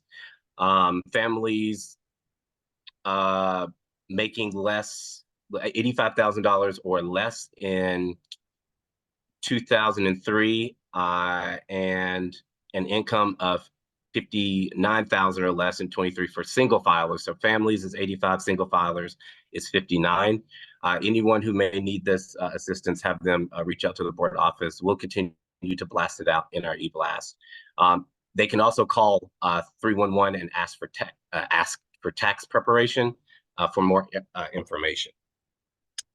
The Shirley Chisholm Welcome Center Community Workshop that's being held by the Prospect Park Alliance is tomorrow, the 17th, from 6 to 8 p.m. at Medgar Evers College Academic Building 1. That information was in our e-blast, so you can circle back for that information as well. You've heard our ULIP chair talk a little bit about the Green Fast Track, but there is Green Fast Track information session that's being hosted by the Department of City Planning. That is scheduled for the 29th at 7 p.m. via Zoom. Also, same note, the public hearing for that fast track, the public meeting for the fast track, that is scheduled for February 7th at 10 a.m. So 10 to 12, and that is in person. So if you do plan to participate, that public meeting will be held again in person at 120 Broadway. If you attend in person, you are encouraged to wear a mask, and we will continue to blast that out so folks have that information. This was mentioned earlier, but we did receive a 500-foot hearing notice for an establishment located in our district at 825 Franklin Avenue. That's actually the Golden Crust located on Franklin. So apparently for these public hearings, you can only comment by emailing. So there's no like in-person place to go. There's no Zoom link. If you do wish to comment, you will need to comment by January 27th in writing by emailing secretary with an S, period, office@sla.ny.gov. Anyone who needs that information, feel free to reach out to the board office. And in that email, please include the serial number in the subject line when responding. The MTA is holding a Capitals Project public hearing on February 6th at 6 p.m. to solicit comments on the MTA's federal grant proposals for federal fiscal year 24. This hearing will be held in a hybrid format with the options to participate in person as well and via Zoom. The in-person portion will be held at the MTA headquarters, which is located at 2 Broadway, 20th floor in Lower Manhattan. That information also was in our e-blast as well. Just a couple of notes. Track replacement is happening along the Q line. There will be no Q train between Prospect Park and 96th Street in Manhattan. That construction is already taking place, and that will last until the end of the month, until the 29th. Well, actually, yes, until the 29th. So, we already put the notice in the e-blast. We'll continue to blast that out as well. Feel free to share with your neighbors, and if that changes, we'll make sure that the new notice is put in the blast for the community. Work is also set to begin on February 8th, 2024 on Flatbush Avenue between Eastern Parkway and Empire Boulevard. That work, I believe, is like Cablevision, fiber optic type of work.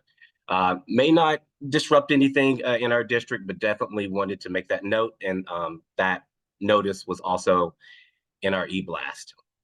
Trash collection and recycling. Trash collection had previously been suspended due to MLK Day. Residents who received their trash collection on Monday, may put their that information out. Well, actually, I guess that's irrelevant. My apologies. So, okay, so that's that.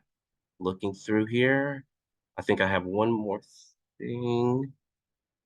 Oh, last thing is we received a notice with an approval stating that a traffic signal was approved for Troy and Rutland. So at the intersection of Rutland and Troy, a traffic signal was approved. I will be sure to mention this at the general board, but I just want to make sure that that's. I don't believe it. Mr. Herbert is gobsmacked. I know, but I just wanted to bring that to your attention. And any other notifications we get like that, I'll be sure to inform the board. That's the end of my report. Okay. All right. We can take a couple of quick questions for the DM. He will also give the same report at the board meeting, so you can defer to that meeting as well if it's possible in the interest of time. Any questions for the DM that we need to take right now? Okay, very well. Thank you very much, Dante, for the report. Feel free to reach out to me tomorrow. I'll be in office. Yeah. Oh, hold on. Ms. Westerdahl, did you have a question very quickly? Yeah, just one quick question about the Q train. It's going to be completely out for about a month. Did I hear correctly? So the Q train will be out. Started January 6th. It will be through the 29th. That construction is going to be taking place, it looks like, on the weekend. So this is very specific. Saturday mornings is going to start at 12:45 a.m.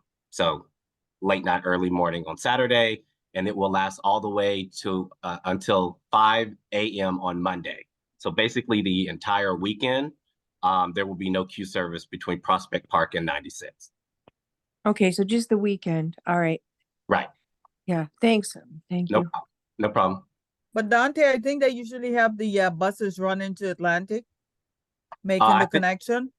I think on the e-blast, it might have had the alternative service, but I will make sure when I report out at the general board to report out on alternative service. Okay. All right. Thank you very much. Wow. And are they still working on the BQE too? I believe so. Wow. Okay. You're gonna hate travel on weekends for a is while. going to be choked. Yeah. That's why they put all these nice city bikes out there for everyone. So you don't seem to be buying it. Okay. All right. No problem. Right. Okay. All right. No, but thank you very much for your report, Dante. Okay. All right. So we're gonna move on to the chairman's report, and then we're gonna, we have a number of items that we have to set the agenda. I'm going to try and be very brief. I think I just really have only a couple of points that I just want to cover for this meeting. One, I'm probably going to be a broken record. Membership, attendance. It's the prerequisite. I mean, that's the prerequisite for the success of the board. So we've already reached out to the chairs.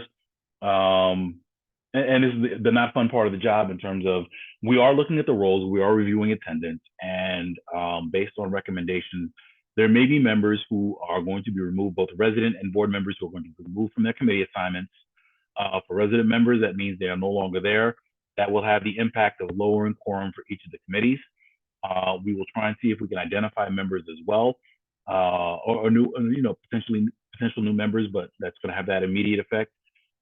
For board members who are in that position who have not shown up, there is going to be a twofold effect for that.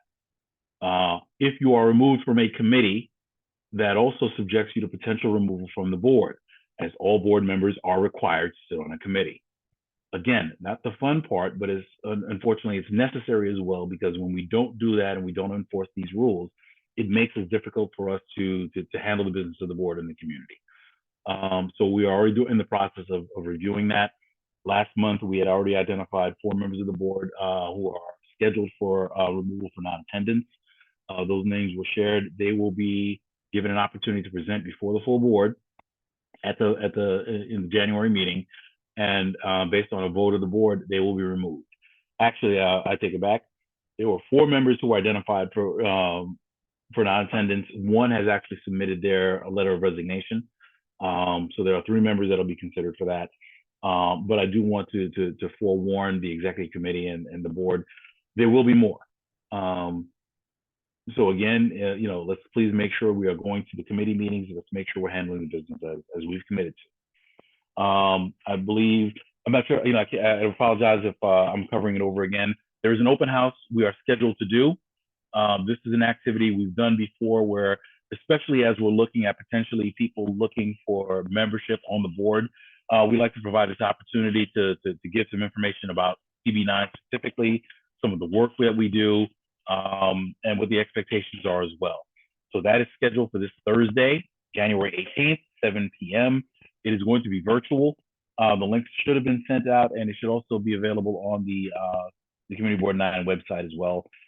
We invite board members to come because sometimes it serves as a great refresher, but also I would ask, especially as leadership, as chairs, as members, as exec committee members, if there are people that you feel might benefit from that, who may have questions about the board, who might potentially serve as good members, this is a good opportunity as well to come and ask questions and learn about CB9. We already had the conversation with respect to the SLA applications from last month. Again, so those have been forwarded to the State Liquor Authority for consideration. We did request that there is no prejudice held, as a result of the fact that we did not provide a recommendation one way or another. That is not the way I prefer to do the business. What we are looking to do is make sure that we have due process where applicants come, we are able to ask them the questions, they can tell us about who they are, and we can come up either thumbs up or thumbs down in terms of, yes, we feel that they'd be appropriate in the neighborhood. So absolutely, I'm looking, I thank the Public Safety Committee for their consideration, and I'm asking for all board members to make sure that we are reading the applications in advance as well and asking the pertinent questions, but most importantly, being present so that way we consider them in January, and we have those 4 applications that we'll be looking at.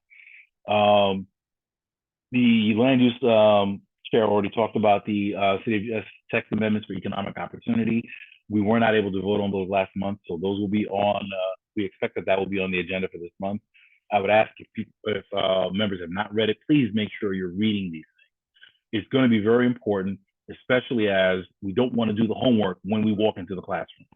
Please make sure we're reviewing. If there are questions, that the questions are pointed and that they speak to any issues that we need to consider as we vote on the resolution. Community fair. So we've talked about it a couple of times. I thank all those committees who have already started having those conversations. I want to remind everyone at the last executive committee, one of the requests was, please make sure it's on the agenda for January and February. January is done. If you haven't had those conversations, please make sure the chairs are adding that as part of the conversations for February.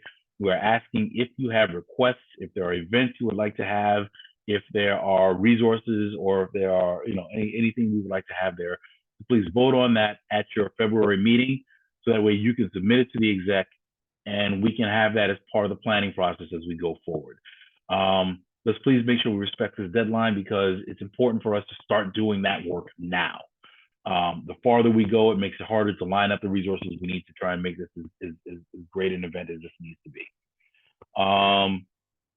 Okay, I think that actually anything else has been covered by the district manager and by the other chairs in their respective reports. All I have was for informational purposes.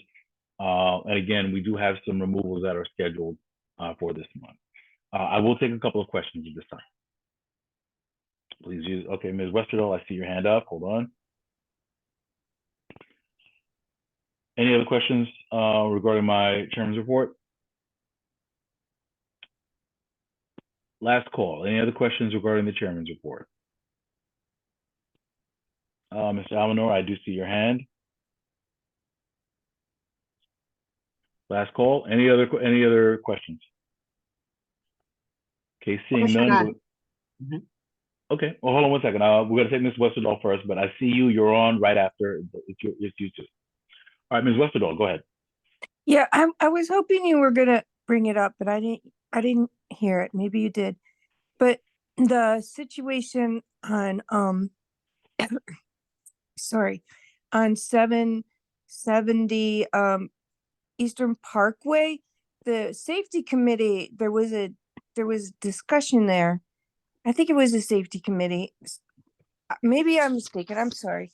But there was one of the committees had a discussion and they had a resolution to bring up, like, have a report from the police, the NYPD, DOB about what was happening, just to reassure everybody, because people have a lot of questions about what happened, and they had a resolution. I'm pretty sure it was at the safety committee, but I didn't hear it in the report. So I wanted to ask about that because I thought you'd bring it up in your report, because it was mentioned that I was hoping anyway that you'd bring it up, Fred, in your report and at the board meeting, or somebody does. You or Dante, or the safety committee, or have somebody from NYPD come. I don't know, but I know that people were asking about it at the meeting, and there was a vote. I'm pretty sure. So that's what I wanted to ask about. The other point I'd like to make is, I like you said just now, that everybody has to serve on a committee that's on the board, and not everybody is serving on a real committee. You use the executive committee for you counts as a committee, even though that those classes I went to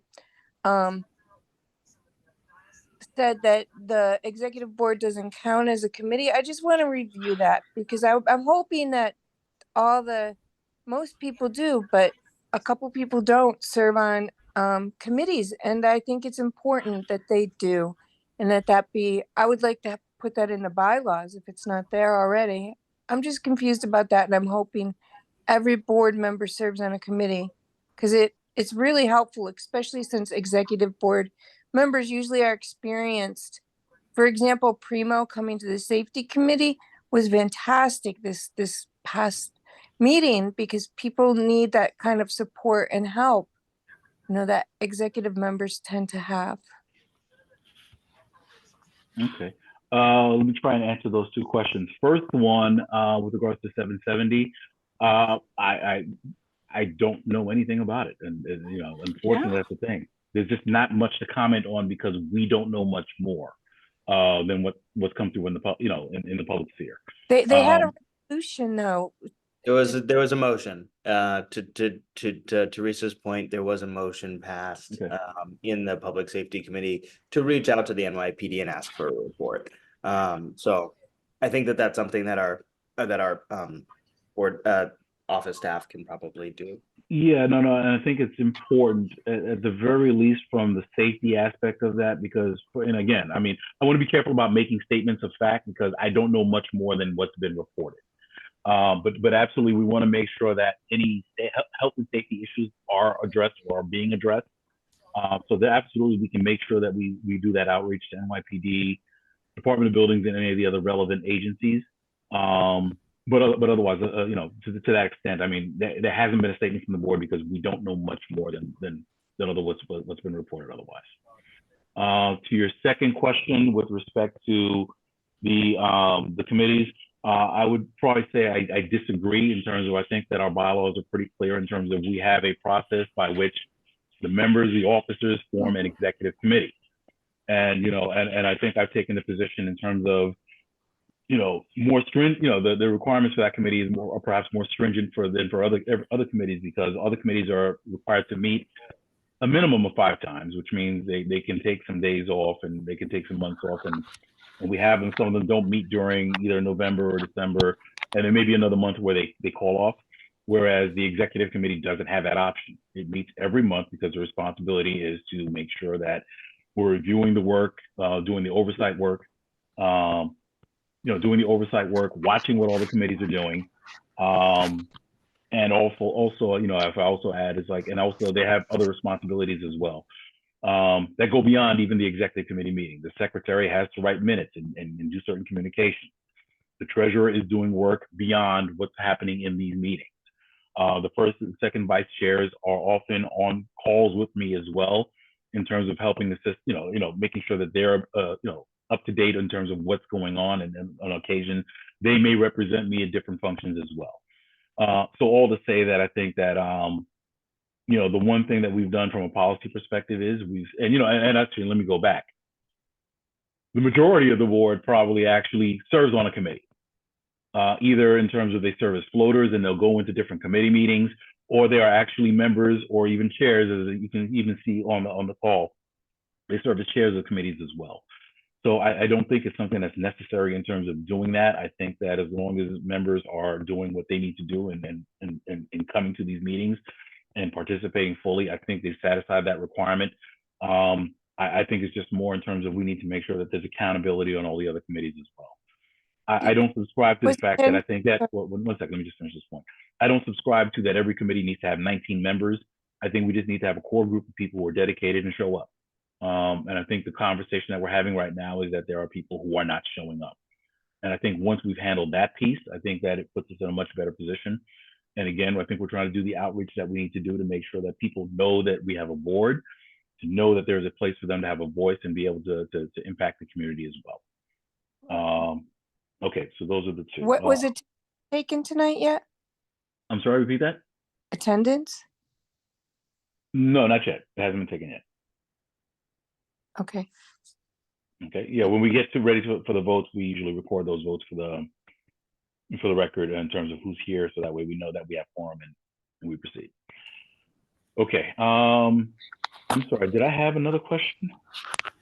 Oh, Mr. Almanor, I'm sorry. I had you as well. Yes, my question is, I know in your report, you reported we had one person resign their position, which is the chair of the economic development. Is that so? I want to confirm that. No, that's not accurate. The chair of economic development hasn't resigned from the board. He's just resigned as chair. He's not a chair. Oh, well, that was the question I want to ask. So I want a clarification on that. What would be the process to get a new chair for that particular committee? Because I did get a request from somebody that were down a deal with this particular committee in terms of formation of a bid. Is it a board member? No. This is somebody from outside the district. They have the bid that extends from the junction to Parkside, and they're interested in working with Committee Board 9 to extend that bid from Parkside to Eastern Parkway. Oh, I see. Oh, okay. Yeah, so right now that's the process we're working on. I'm trying to identify a new chair for that committee. But absolutely, you can definitely make sure you can connect them with me and with the district office, and we can have those conversations. I definitely want to say that I sat in on the economic development committee meeting for this month, because one, I want to explain to them that they didn't have a chair and we were in that process. But there's a lot of great work being done there. And definitely, I think that that conversation is in line with some of the goals they've already stated. So absolutely, please feel free to send that information to me and to Dante, and we'll take it from there.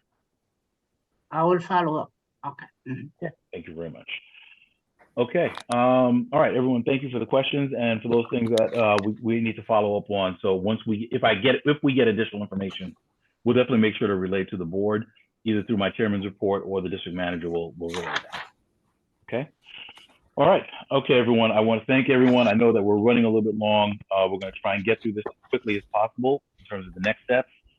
And I want us to be very sober in terms of understanding that there's a lot on the table.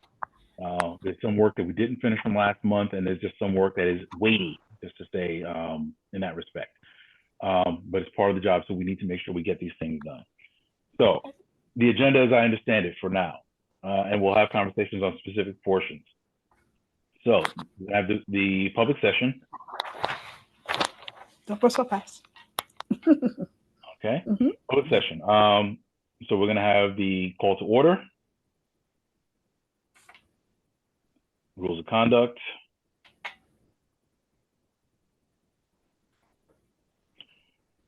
we are going to have, Dante, are there any presentations scheduled for this month? No presentations. Okay, no presentations for this month. We have three SLA, we have three SLA applications.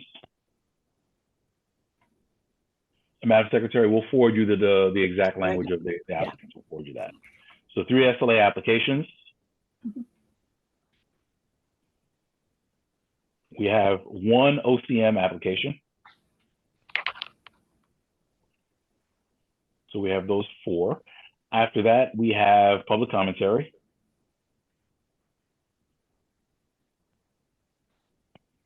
After which we will have acknowledgements.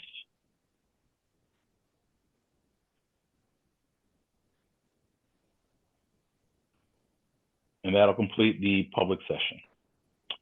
Let me stop there. Are there any questions or are there any items that are left off from the public session so far? Janelle, we got all your applications, correct? Yes, that is correct. Okay.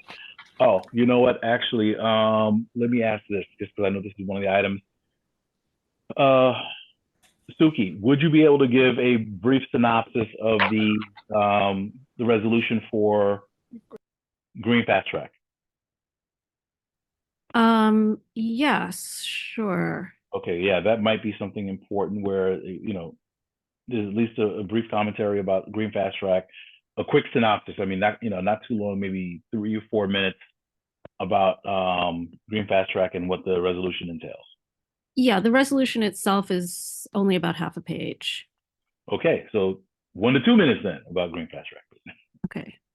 Okay, no, so we're gonna add that then. Okay, thank you. So, Mr. Chair, that would be in the public session, right? In public session, yes. So there'll be Yes. a presentation by on Green Fast Track. Got it.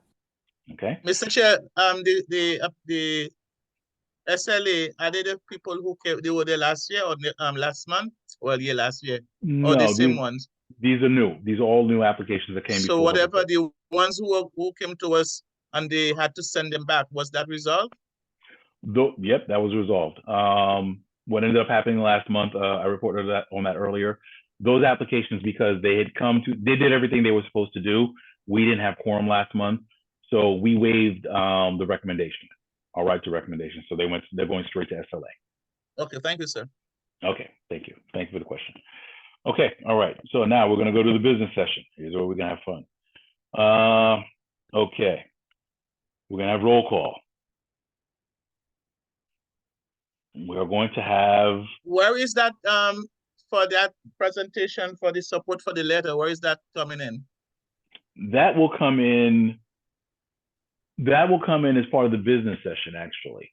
So there are going to be a number of voting items. We'll have that, and let's have that conversation in a minute. So let's look at the items that were put forward by the committees, and we'll discuss which ones need to go on. All right. So roll call. After that, we're going to have approval of minutes, and actually we have 2 sets of minutes because we didn't approve minutes from November either. So we have to. Oh, actually, I take it back. Because we didn't vote on anything. So, all right. So approval of minutes for November and December.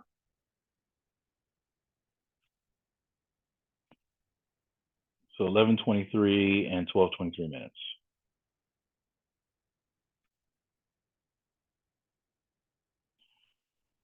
Okay. After that, we are going to have the district manager's report. No, I'm sorry, committee reports. Okay, so I need to make sure, everyone, please make sure you've submitted your minutes to the district office. Dante, when do you need them by? Sooner is always better, but definitely no later than Friday by noon. Okay, noon Friday. Please make sure you've turned in your reports if you haven't done so already. Okay, After the committee reports, we are going to have the district manager's report, followed by the chair's report. All right, Madam Treasurer, I would offer for you to do a report this month. Can you waive it this month? Only because I think we have a full agenda. Or do you want to, if you want to give a report, you can. I'm willing to waive, but is that going to be an issue since I don't think we did one last month? That's okay. I mean, I don't think you need to do it on a monthly basis. I think most of the expenditures are, listen, we pay the rent, we pay the, we pay the staff, maybe some paper in there. Okay. It's okay for you to do it quarterly. Okay. All And right. we did it month before last month. Correct. That's correct. Yeah. So we can probably skip this month and we'll just consider for February. So you'll be able to catch up with Dante and just give an update. When is our meeting? Do you know, in February? February 27th. I'm going to be on a flight to Tokyo because I have marathons to run. Okay. Well, no. Well, first of all, we're jealous of going to Tokyo. But you know what? If there's no action items, you can submit that as part for informational purposes, and we can give that out, and Dante can give it on your behalf. Thank you. We can work that. That's fine. Okay. All right. Chair's report. Okay. After that, we're going to go to voting items. This is where it's going to get fun. All right. Okay. So for voting items, we're going to have 3 SLA apps. We're going to have 1 OCM app. We are going to have, Green Fast Track.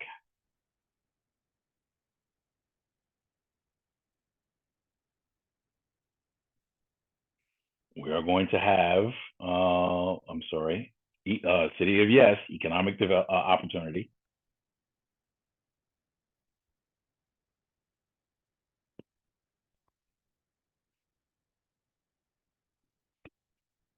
I'm sorry, I apologize. Let me just look at my notes to see what else we have. We have LPC. Thank you. I'm sorry. Madam Secretary, please add LPC to one of the presentations for housing, 418 Rogers Avenue. 418 Rogers, right? Correct. Got it. Okay, so, and add that as part of the voting items, 418 Rogers Avenue. Mm-hmm. All right, we're gonna be busy this month. Let me see, health and social services, we didn't have any. Education, youth services, I think we vote on. Let's add, let's add a placeholder as well for transportation street co-naming. Street co-name. Yes. Okay. We'll give you the information, but I want to hold that place. Mm-hmm. That's number 6 item. We're on the voting. Is that all? Yeah. 3, 4, 5, 6. No, actually, that's 7 right there already. Yeah, I didn't like break down the SLS. 3 SLS, 1 OCM, so that's what. Okay. Street co-naming. Mm-hmm.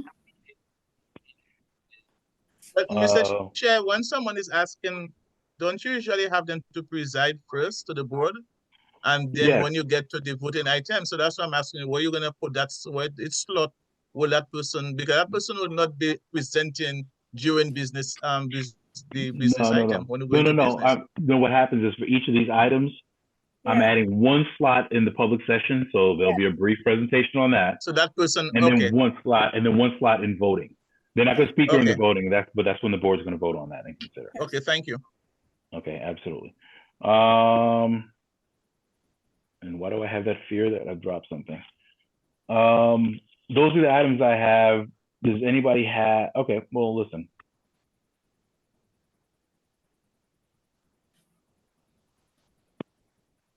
Mr. Almanor. Right on. Yes. Mr. Almanor, was there anything for Parks and Recreation that we needed to vote on? I think you had those 2 items. I think that's good. Capture those on your minutes. I think those are what we want to do for the we'll look at that. I think so you fulfilled for the community fair. I think Right. the only One was- open question was if we can do that. I don't think we need to vote on that specifically, but let me And- discuss with Dante. Okay, Yeah, I'm it's a sorry. question of location and time. And the other one was the subcommittee, and the other one is, which I think we somewhat resolved. And I think the third one, let me see, in my Yeah. notes here. I had the subcommittee. I had the June 1st date you offered, and the community. Yeah, the community fair location. Right, and time and date. Right. And the meeting at the office. But you said that's The Okay. February 10th, yeah, thing. Yeah. Let me ask this. So for the February 10th, so you're saying you want to make that a park recreation? You want to make that the committee meeting? But I wanted to avoid meeting more than once because the committee we had an invitation to go to the Brooklyn Museum as a committee. They extended an invitation to the committee members for the opening of and the closing of two exhibits, the Sparky exhibit and the Swiss Beat and Alicia exhibited on the 10th. Right. And they were going to give a special tour. So instead of the committee felt instead of meeting in our regular time, why don't we meet before we go there? We're supposed to be there for 11 a.m. Wanted to see, can we meet between 9 and 11, between 9 and 10:30 at the office, conduct our business, and the group all together will walk over to the museum. So I told them I will inquire if it's that's possible. I know we had events on Saturdays, but then there are some logistic things as well. That's the extent of the question. Yeah, I think the problem becomes, it's tough. It's tough. I mean, I think if it was an event, that's one thing because it's more of an optional thing. If it's a business meeting of the board, I think it's tough. It's a tougher sell. Okay. But I told the committee I will inquire, but I can understand. Then we'll work out some other things when we come to February 10th. Okay? Okay. All right. Much appreciated. Much appreciated. Okay. All right then. Okay. So I think that we've got the items that we wanted to have. Okay. So are there any questions with regards to any of the vote, the items, the presentations, and the voting items? Is there anything missing? Everything is picked up from the table from the general board for December. Okay, and then we have whatever current business we have. Okay, it's a full agenda. It's a lot more full than I would prefer, but I think we're also playing some catch up, and I think there's just some things we have to do. I asked the board's indulgence right off the bat just to make sure, listen, we need to be very focused. We get to the business, we keep the questions crisp and focused, and we move on. And to the places where we can, I'll work with the team to try and make sure that we're able to move the agenda very quickly. All right, the one thing I would probably say, hold on, 418 Rogers. I'm sorry, and letter of support. Right, that's number 7. Yeah.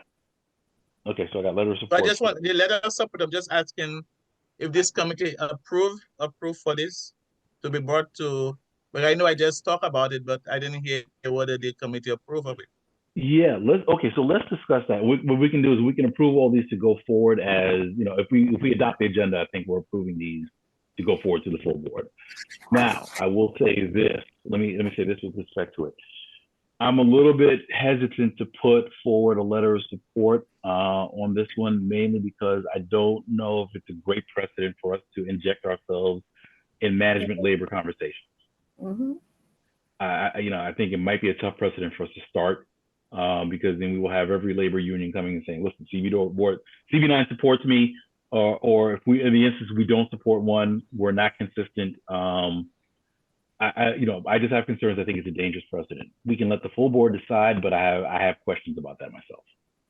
It's the CRR, the Committee of Interns and Residents.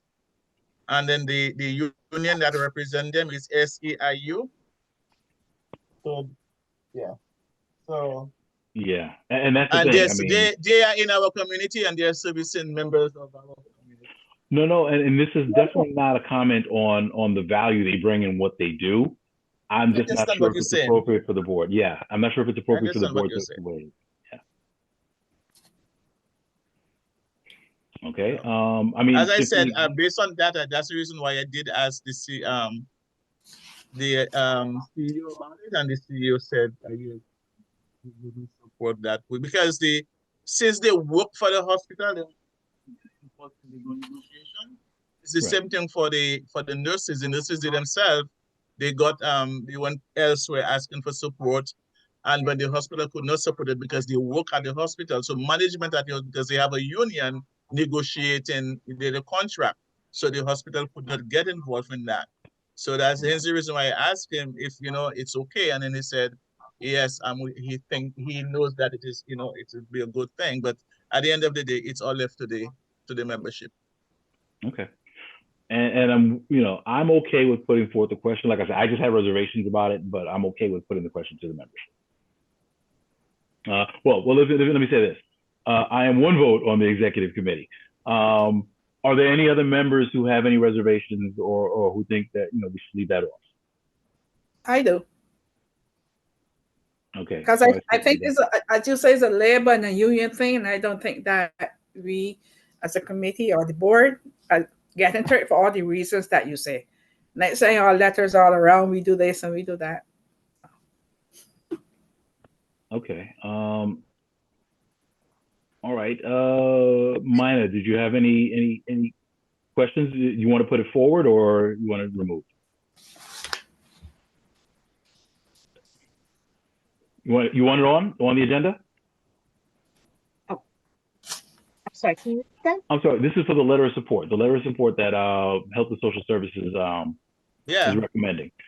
Did you want to put that forward to the full board, or do you want to vote on that? I would like to push it through the full board because you know what, they came before and they did a presentation to the board, right? But now they just spoke about what they are looking to do is more or less it's to for housing, because they are saying, hey, they are coming from elsewhere, they want to rent, it's very expensive, their salary, they came and they think. So the board, the membership had already heard cry before, but then whoever that had spoken to, then they came to us and said, okay, this is the reason why and what. So I would like that it go to in front of the full board and make them decide.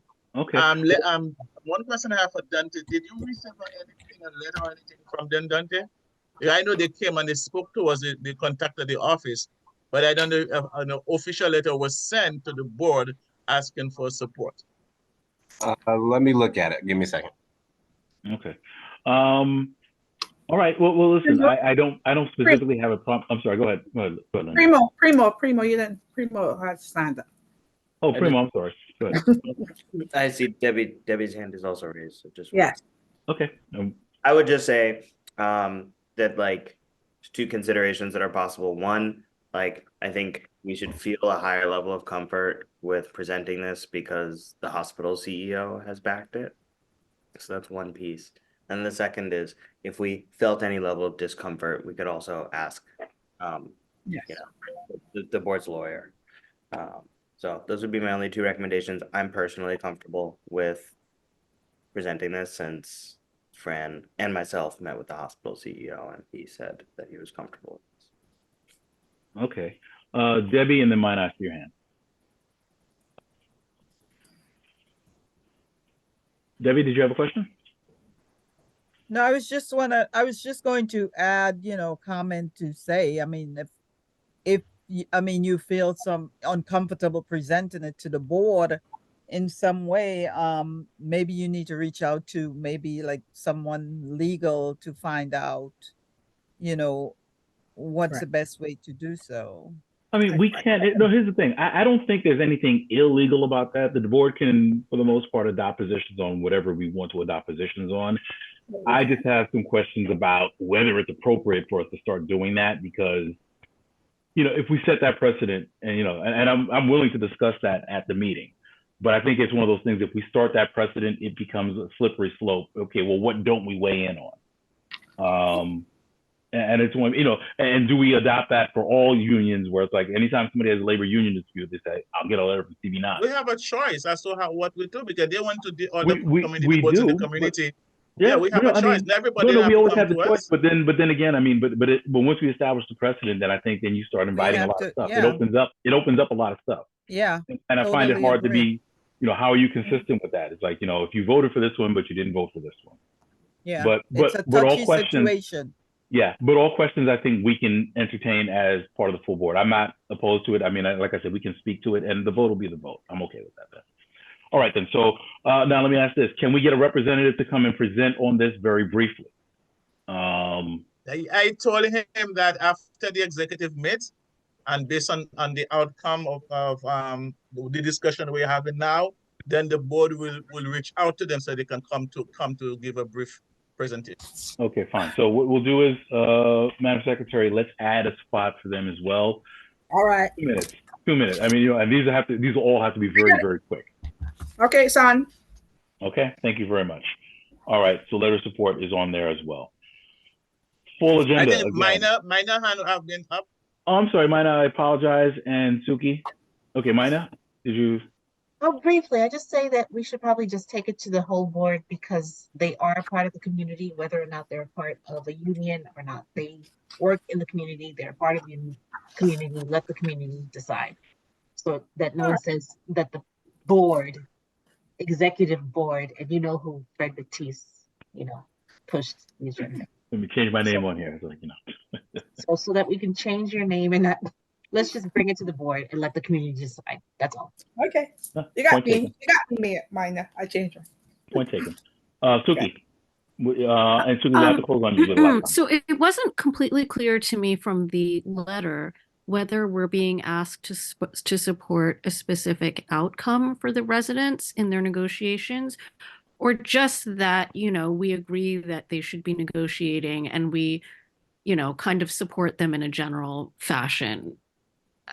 I thought it was the latter, in which case I do support it, but I don't think that it's appropriate for us to back a specific outcome for them. I mean, I just don't feel like I know enough. That's and why they're it's- gonna be presenting at the time, and then you will hear what they Okay. have to say.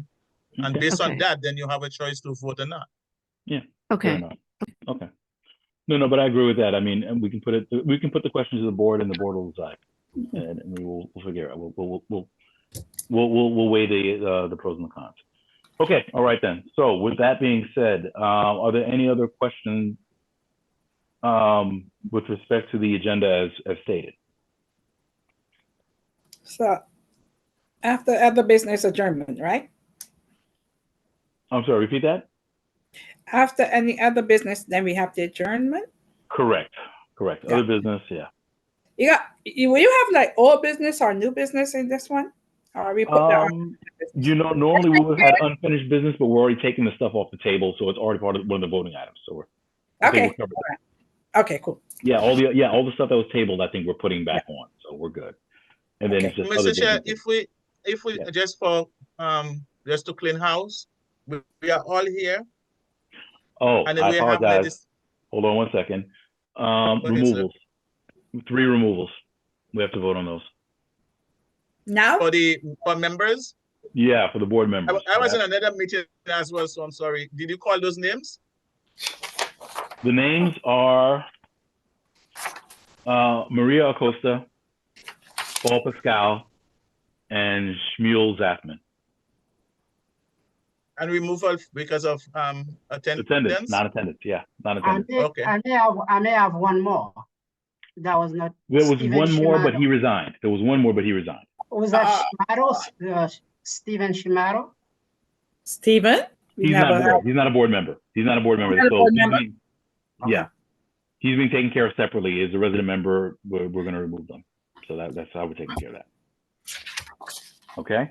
Okay, and the removals. So, Madam Secretary, please add those 3 removals. Long night. It's gonna be a long one. As part of the agenda?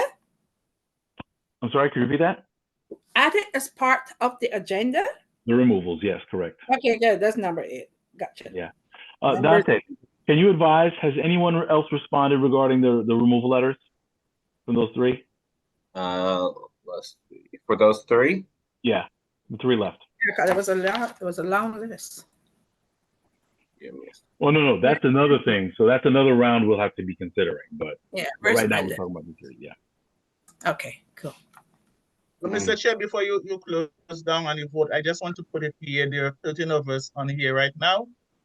And then everyone here, we are having a discussion, and everything that needs to be aired out, everything we need to accept.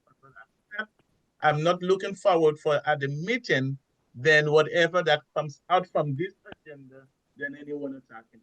Any issues that you have with it now, deal with it right now. Don't wait until the meeting, because you're gonna see a different side of me.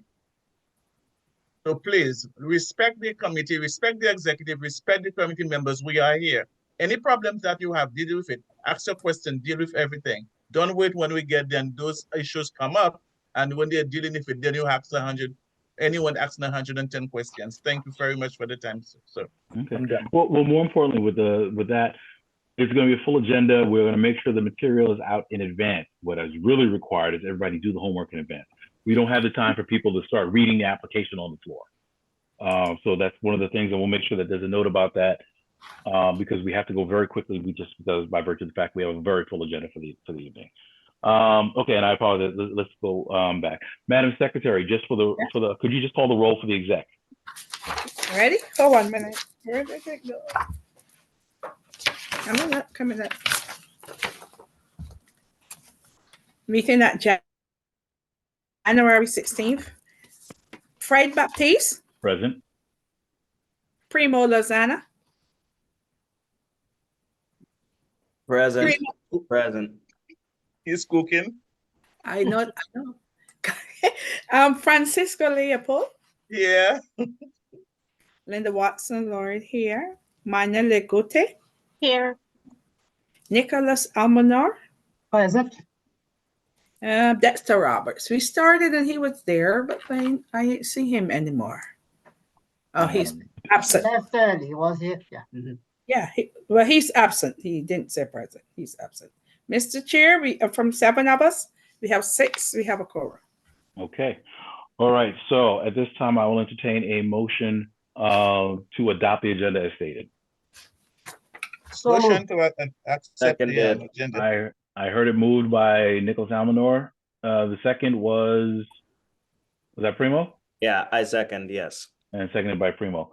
I'm Okay. not muted. I know I spoke first. I had Fran written before. Seconded by Fran. Sorry, I didn't know Fran whether. I let him get it because I will let you have the last word. So, you know. No, because it's my pal and where he is right now, I rather he have it. I got his back. Okay. All right. There we I go. appreciate you, Fran. I got you next time. Okay. All right. All right. Is there any, look, I mean, we've discussed all the items. Is there any objection to adopting the agenda by common consent? No. Call for a Yes, second sir. time. Any objection? No objection, sir. Okay, no objection. Madam Secretary, please note the agenda for the meeting is adopted by common consent. Thank By all members present. Okay, all right. That is all we have. Hold on one second. Let me just see. All right. Is there any other business for the executive committee at this time? When are we doing our meet and greet? You let us know, Madam Secretary Vice Chair. Okay. Wait, we're having the meet. It's in 2 days, no? Yes? Yeah. No. We're talking about meet and greet, but you know, for the board, because that's one thing we haven't done. But let's take that offline and we can discuss if there's any activities. I think it's important for the board to get together. We haven't really had an opportunity to do that in the early session, and may be appropriate for us as we begin the second half of the year. Because I never get to speak to Rod because he looks so militant that I never get to speak to Rod, and I need to speak to him face to face. I'm afraid to face him. He looks so militant to me. Just mentions in February and March. Okay, then that can work. So let's take that offline, but absolutely we can discuss some kind of a board activity, meet and greet. Okay. Okay. All right. Are there any other items for the exec committee at this time? Mr. Hibbert have his hand up.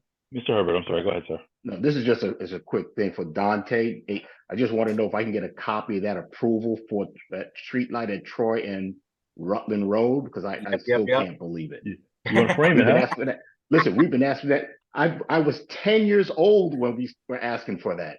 Wow. I'm 60. Wow. Yeah, and that will be again one of the conversations we have in terms of what do we need to do to get stuff for street calming and safety, because I think there has to be a better way to do this than what we've been doing all these years. Oof. Mr. Herbert, can I ask you a question, please? Yes, ma'am. Go ahead. Do you have anyone that you know who is just like you, who you can recommend them to join the board? I'll get back to you. I'll inquire. There we Thank go. you.